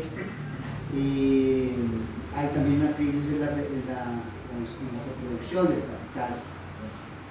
Y claro, allí viene el negacionismo, digamos, negar las responsabilidades y los procesos históricos que fundamentan unos acontecimientos, pero entonces si no es a partir de esa gran estrategia de crear una realidad ficticia pero que aparece ante el sentido común como verdadera, ¿cuál sería entonces lo que hoy los dispositivos o los mecanismos a los que apelarían, digamos, las clases dominantes justamente para predominar un sentido común en la sociedad, que legitime su proyecto social? Sí, profe. Lo que yo creo, no porque piense que no sea cierto o no tenga digamos, valor descriptivo todavía, digamos, esta noción de posverdad. Lo que quiero marcar es un hecho, y es que estamos ante un salto cualitativo en la capacidad de instalar realidad, porque hay una producción industrial de datos masiva, descomunal. Es eso como lo que quiero marcar, que de cuando se escribió el texto de Debord, o cuando Adorno y Horkheimer escribieron Dialéctica de la Ilustración, para hablar de, porque son dos teorías muy semejantes. Cuando Debord habla de posverdad, y cuando los de Frankfurt hablan de industrias culturales y de totalización social, con lo de la totalización social ellos dicen, uno ve la sociedad económica actualmente dispersa, pero realmente está bastante cohesionada de muchas formas, están formateando la sensibilidad de la gente, el pensamiento y la sensibilidad. Entonces la pegaron, ¿no? Porque eso fue escrito hace mucho tiempo. Lo que yo quiero marcar es que hay un salto descomunal en esto de la producción, producción industrial de toneladas de datos para instaurar realidad. Es eso, ni siquiera es que yo lo tenga teorizado ni nada, sino que quiero describir esto porque por tal lado me aparece en discusiones con gente que piensa estas cosas, de que ahí tenemos un problema jodido, nuevo, una agudización de algo que ya estaba. Ahora, yo siempre pienso en estas cosas como que, claro, eso opera y tiene una fuerza tremenda. Y piensen nada más el bombardeo al que estamos sometidos con mirar esto cada tanto. Cuando uno está mirando esto, está mirando lo que le llega, incluso los que no estamos en redes. El WhatsApp es una red, pero digamos de otro tipo, no está. Los que no estamos en esas otras redes, el bombardeo sistemático de cosas que llegan aquí y que uno gustosamente vaya allá. Es decir, que uno lo esté mirando cada tanto, ya tiene un problema. Ya tiene un problema. Y que uno no reflexione sobre eso, y como creció así, piense que eso es natural, y que es normal, y que pase horas algunos, eso ya es otro fenómeno, que pase horas metido allí, sometiéndose a ese bombardeo, y que no se pregunte que eso incide en cómo siente o cómo ve el mundo, pues es un problema. Entonces es un poco como marcar eso, como la dimensión, como el tamaño de eso, y mostrar que eso está íntimamente ligado también a los desarrollos del capitalismo en esta etapa de decadencia, porque está ahí, en la producción del capitalismo digital, ¿sí? Está. Sin eso no se explicaría muchas cosas que están pasando ahora, pero al mismo tiempo eso es un síntoma de la decadencia profunda de esta sociedad. Entonces yo lo que creo es que hay que reflexionar sobre eso, porque también se ha sacado de en medio en la reflexión académica este problema del sistema y de cómo es, ¿sí? Y qué implican sus crisis para nosotros y nosotras, ¿cierto? Entonces yo sí creo que hay que poner en el centro esa discusión y el lugar que los países ocupan en una sociedad como esta, porque Colombia, por eso es tan crítico esto, este lloriqueo de, ay, que nuestro gran aliado, pues sí, pero ¿qué ha sido a Colombia para Estados Unidos? Ha sido como una especie de Israel para Medio Oriente. Esa es la verdad. Un país que ha jugado con una oligarquía al servicio de defender los intereses estratégicos de Estados Unidos en la región. Y que está en el juego el negocio de las drogas, pero al no resolverlo nunca de manera radical, como era el problema de la legalización, y de al mismo tiempo cuidar a las comunidades y asegurarles que tuvieran una economía real para que no se dedicaran a eso, pues lo que se convirtió es en que la guerra de nuestros países también no se puede entender sin ese conflicto, ¿sí? Porque decidieron militarizar eso y tratar de resolverlo así. Es decir, nosotros entramos en una ecuación, hemos estado ligados a esa descomposición, hemos estado ligados al militarismo, ¿sí? Que es parte también de la decadencia del sistema, que se agudiza el militarismo, porque la producción mundial de armas y la destinación de los presupuestos nacionales a eso crecen en el mundo, y Colombia ha hecho parte de esa ecuación más. Colombia no es tan importante económicamente para Estados Unidos como son otras semicolonias, pero sí en lo militar por esas luchas, por esas agendas que ellos tienen, Colombia juega un papel importante. Entonces, para mí volver a pensar en el sistema capitalista y las formas que tiene y las crisis y cómo esas crisis nos atraviesan, también es parte fundamental de la comprensión de la realidad. Pero eso ha sido sacado de la discusión académica, entonces es un problema, ¿sí? Por eso, pues, por una fisurita me vi obligado a introducir esa reflexión. Pero creo que, dicho llanamente, pues es un asunto del que nos tenemos que ocupar. Bueno, digamos que tomando en cuenta como pues, el contexto y creo que hay un problema muy grande y es esta idea de defender la soberanía nacional, ¿no? Tomando en cuenta que eso, ¿no? Seguimos siendo una especie de enclave. Y en ese sentido mi pregunta va hacia eso, si la respuesta, digamos, que históricamente si Colombia ha tenido un proceso en el cual de nacionalización o donde se defienda los intereses nacionales, pues si ese proceso pues, debería, digamos, ir hacia eso primero o no, ¿sí? Hacia defender lo nacional o no.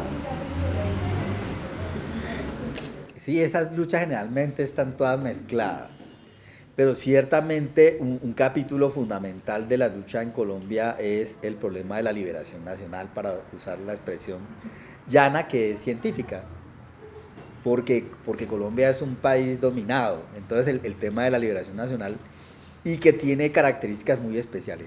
Ya mencioné el tema de la deuda, que es fundamental. Sin la deuda, toda la crisis también presupuestaria tiene que ver con eso. Mencionaba el militarismo, mencionaba la deuda y la supuesta ayuda, porque se dice que Colombia recibe tanta ayuda, tales países. Eso de la ayuda pues ha sido muy estudiado, ¿sí? Cuando se inventaron el Banco Mundial y se inventaron el Fondo Monetario Internacional, Estados Unidos se aseguró tener la dominación de los presupuestos de los países del mundo, decir cómo se hacen o no se hacen los presupuestos, en cuánto se tienen que endeudar, a quién o a quién le pagan, y cuando dicen ayuda, en realidad lo que te dan por un lado te lo sacan por otro. Por ejemplo, estás obligado a comprar armas, estás obligado a comprar tales productos tecnológicos, estás obligado a permitir que, por ejemplo, tengan bases militares, como acá que hay un montón de bases militares, que tengan radares, que haya acuerdos, no solo para explotar todas las riquezas naturales del país, sino también, en caso de guerra, Estados Unidos tendría derecho a ocupar los puertos y los aeropuertos colombianos, y tiene radares para monitorear toda la región. Entonces, siempre todo lo de la ayuda, pues es una burla, ¿no? Porque en realidad sí, invierten en cosas, además tienen que invertir porque ellos necesitan tratar de estabilizar esta sociedad. Ahora con lo de la crisis de esa agencia USAID, claro, invierten un montón de cosas, pero es que claro, la miseria y la precariedad, o sea, no solo a punta de bala se podía mantener este país estable. Entonces, sí invierten en un montón de cosas, pero eso te lo sacan y sale 20 o 100 veces más caro todo lo que tienes que pagar.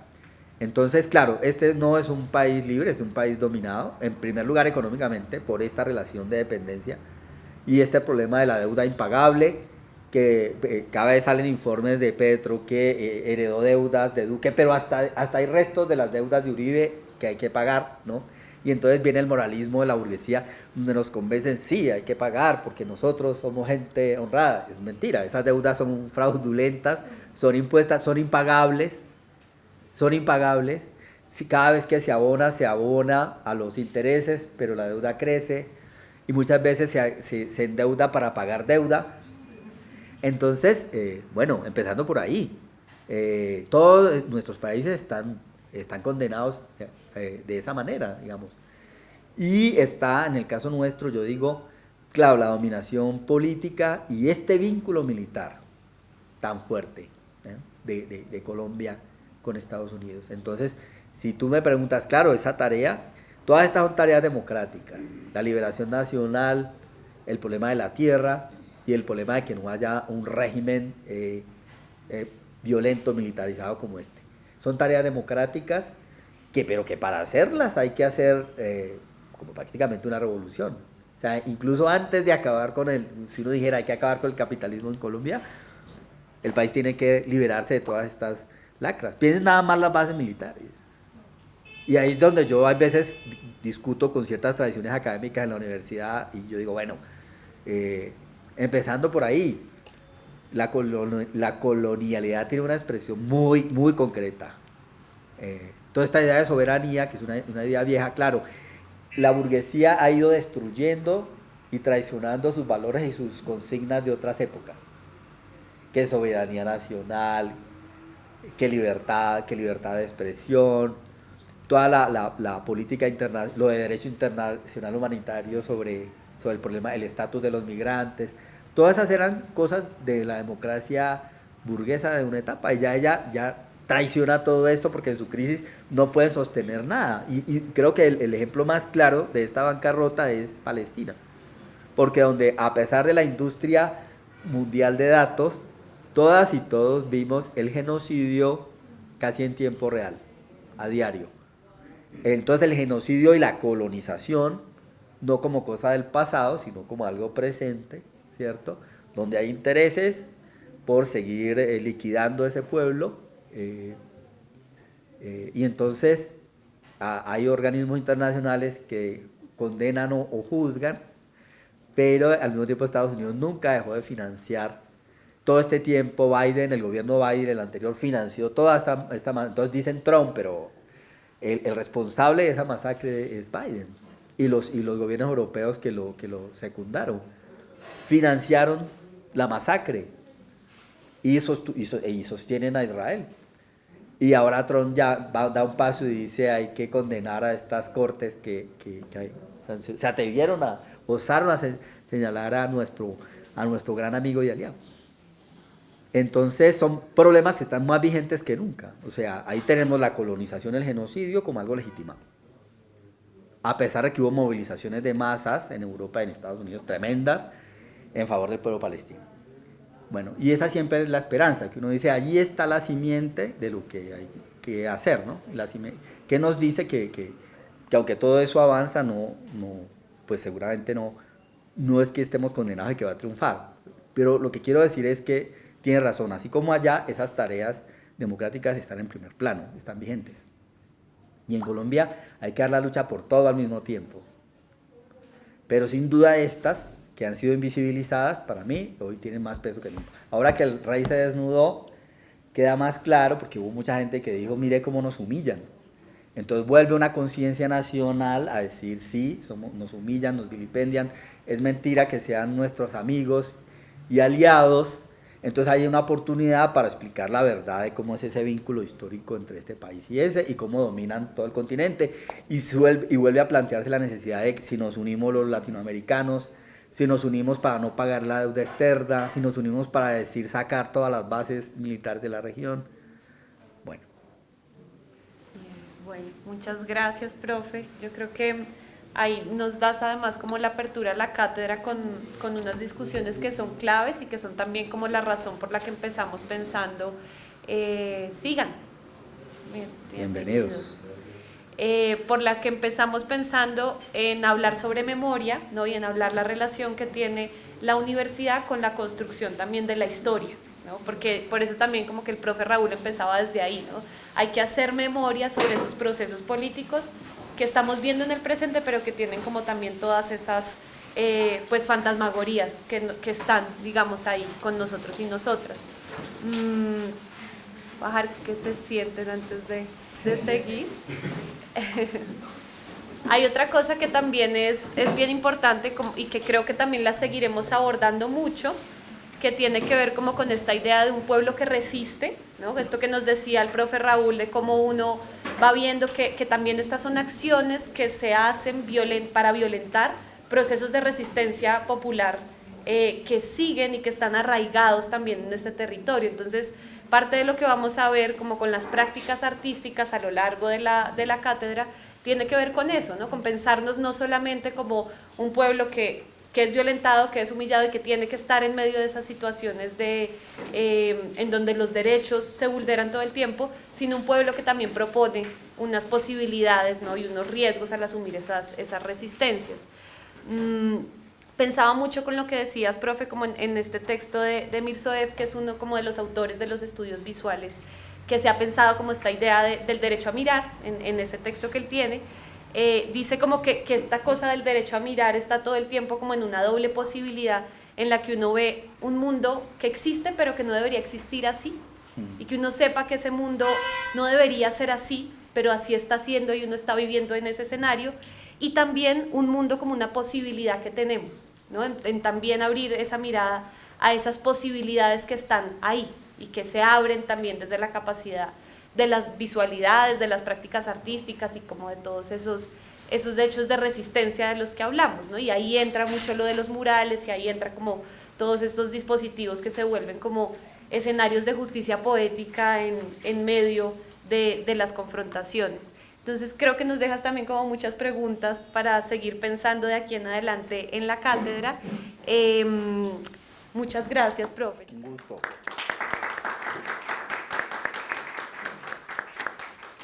Bien, bueno, bienvenidos los y las estudiantes del IPN, los estábamos esperando hace rato. Pero nos alegra mucho también poder como hacer esas articulaciones, ¿no? Porque pues el IPN también es la universidad y parte de entender como una cátedra de vida universitaria también es saber eso, que pues que ustedes son parte del escenario universitario, que somos digamos dos escenarios que suceden en conjunto. Entonces pues también nos alegra mucho tener acá al profe Sebastián, que es profe del IPN, que si quieres, profe, acércate. Y no sé si profe Miguel también nos cuentas un poquito como de qué se va a tratar este segundo momento. Bueno, miren, para los estudiantes de la Universidad Pedagógica y también para ustedes del IPN, de verdad gracias por esta juntanza que hacemos. Qué lástima que bueno, el tema de transporte de la ciudad no siempre nos ayuda, pero bueno, son factores que a veces no los tenemos tan cuadrados. Porque la idea era que ustedes tengan una charla aquí con el profesor Raúl, para que empatáramos también las reflexiones alrededor de lo que va a pasar en la jornada de hoy. La jornada de hoy es Pinceladas por la vida, la paz y la memoria. Esa jornada vamos a estar criticando después de este espacio, vamos a estar pintando murales que fueron vandalizados, tachados de la universidad y que tienen memorias que ustedes han venido trabajando muy fuertemente. Y aquí Sebastián va a contar más esa relación que hay entre quienes están pintados en las paredes de la universidad y quienes ustedes han trabajado en la casa con Sebastián, con los familiares de estos casos. A los estudiantes de la universidad, pues la idea es criticar, hagamos un recorrido por la exposición, de ellos nos van a contar, y luego todos y todas nos vayamos para la Plaza Darío Betancourt. Ya está llegando la batucada también, que estamos ahí cobrando tiempo, que vienen de Molinos, que es del otro lado de la ciudad. Ustedes ven la 127, entonces bueno, como que todo para que todo empate. Porque la intención es que a las 10:30 más o menos, ¿no?, haré otro recorrido por la universidad, todos y todas, ¿listo? Con la batucada. Entonces, para que vamos todo bien con los tiempos, no se preocupen que nos vamos midiendo, ¿listo? Entonces, Sebastián, la palabra. Bueno, un saludo para todos y todas. Espero que se encuentren muy bien.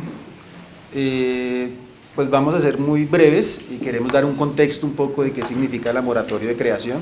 El laboratorio de creación es una práctica artística comunitaria que se elabora con mujeres buscadoras. Llevamos aproximadamente 4 años con la intermitencia de pronto de la pandemia, trabajando con varias de las compañeras que son familiares de varios casos de víctima o de victimización en nuestro país, ¿cierto?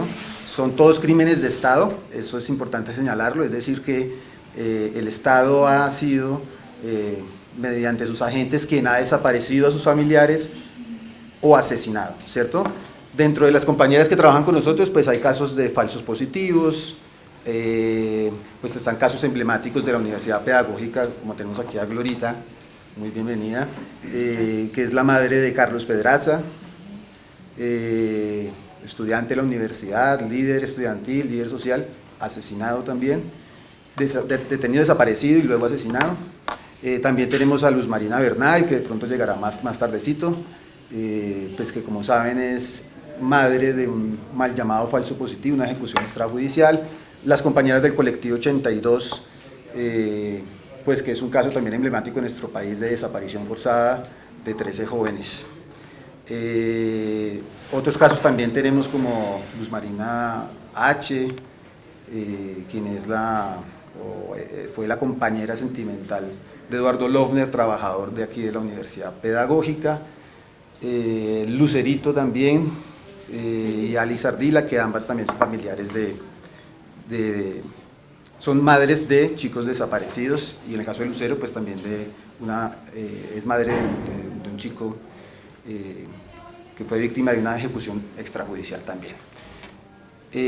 Con estas personas pues hemos venido trabajando procesos artísticos, básicamente es a través del arte elaborar el recuerdo, elaborar la memoria, pero además el laboratorio de creación permite articularnos, permite la juntanza, permite elaborar algunas formas de duelo, y digo formas porque cuando hay un desaparecido pues no hay cuerpo, hay una liminalidad del sujeto, es decir, no se sabe dónde está, no se sabe qué hacer, ¿cierto? Porque no hay un cuerpo que visitar, y en ese sentido entonces elaboramos una serie de rituales a partir de la práctica artística, entre ellos dibujar con flores, hacer collage, dibujar con cenizas, bueno, varias otras técnicas. Acá tenemos una pequeña muestra, ¿cierto?, de lo que se hace en el laboratorio de creación. Es una pequeña muestra, pero pues la exposición es muchísimo más grande. Hemos estado en la unidad de búsqueda, hemos expuesto, bueno, en otros escenarios, incluyendo aquí en la Universidad Pedagógica. Prontamente tendremos pues la exposición más grande. La conexión con el IPN, pues evidentemente soy profesor de allí, hemos podido elaborar algunos encuentros con las compañeras. Los compañeros de aquí del IPN pues lo saben muy bien, que han permitido generar espacios y lazos de afecto con ellas, comunicación con ellas, conversatorios con ellas, le han rendido homenaje también a partir de las prácticas artísticas, y recientemente pues la creación del Jardín de la Memoria en el IPN en honor a las compañeras víctimas. Sin más, quisiera entonces más bien darles la palabra aquí a los compañeros, aquí también el compañero que estuvo también presente en el conversatorio, aquí con nosotros. Y la idea pues es que pues ellos puedan un poco contar la experiencia, cada uno de ellos se cuente la experiencia de qué ha significado este encuentro de ellos como estudiantes a partir de las prácticas artísticas con las compañeras familiares de víctimas, y luego pues también por supuesto escuchar a la compañera Glorita Salcedo. Me presento, mi nombre es Valeria Rodríguez y pues soy estudiante del curso 11.1 en el Instituto Pedagógico Nacional.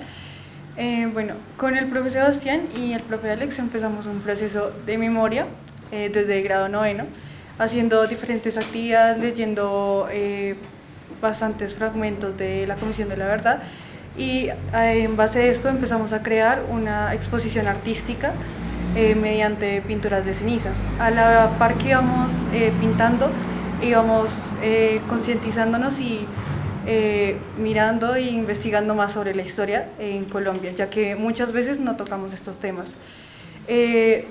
Igualmente formamos un lazo muy bonito en una charla que hicimos el año pasado a finales con los colectivos y las madres familiares de todas estas víctimas. También generamos el Jardín de la Memoria. Fue una idea en conjunto con el salón, porque queríamos generar un lugar en el IPN para mostrar el trabajo de nosotros y también cómo concientizar en todo el colegio estos casos. Bueno, mi nombre es Juan José, yo también soy parte del curso 11.01 en el Instituto Pedagógico Nacional. El Laboratorio de la Verdad y La Paz Joven son proyectos que se desarrollaron a lo largo de 2 años, en los cuales pues estuvimos partícipes y terminaron generando espacios como el Jardín de la Memoria o la exposición que le hicimos a las madres del colectivo 82, de Mafapo y de otros colectivos. Utilizamos estas herramientas para el entendimiento de los conflictos. Creo que en un principio se nos plantó una idea del estudio del conflicto armado colombiano desde otra perspectiva, no manoseando las cifras, no leyendo una lista de nombres y asumiendo que desaparecieron, sino realmente recordando a las personas, ¿sí? Tuvimos la posibilidad de tener un acercamiento muy íntimo con esos nombres los cuales estudiábamos, las personas que salían en esos videos que nosotros veíamos de la Comisión de la Verdad.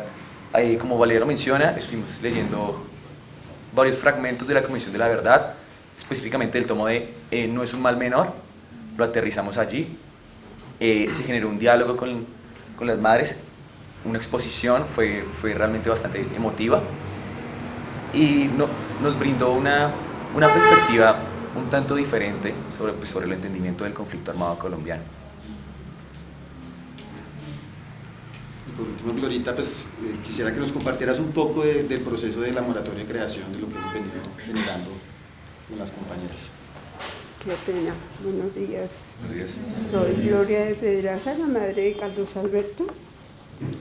Y pues a mí estos ejercicios me han servido mucho, porque pues no soy solo yo, es cuando uno se da cuenta que son varias mamitas, hermanas, hijas, las que estamos atravesando por este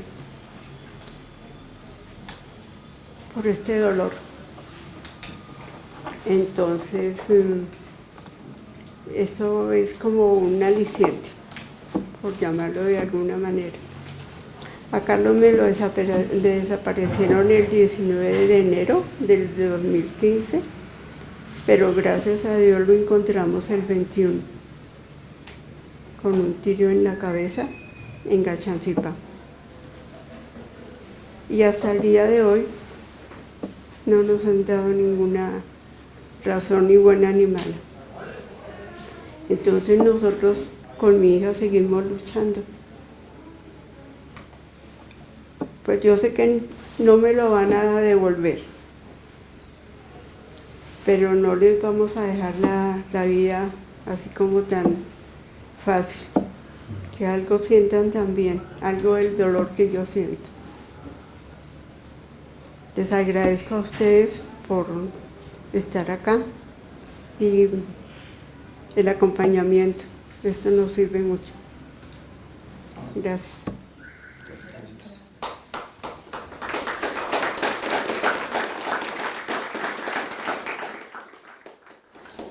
Sin más, compañeros, compañeras, las invitamos y los invitamos a ver la muestra que tenemos en la parte de atrás. Recuerden que es una muestra creada por las compañeras víctimas y por los estudiantes del ITN también. De manera conjunta, pues ha venido haciendo un proceso de creación artística, digamos de homenaje también a estas víctimas, ¿cierto? Desde lo que fueron, desde sus luchas, sus agencias políticas. Hay algunos audios también que podrían acercarse a escuchar y les invitamos, calculo yo que finalizando este mes, a que en la sala Paulo Freire B tengamos pues la galería.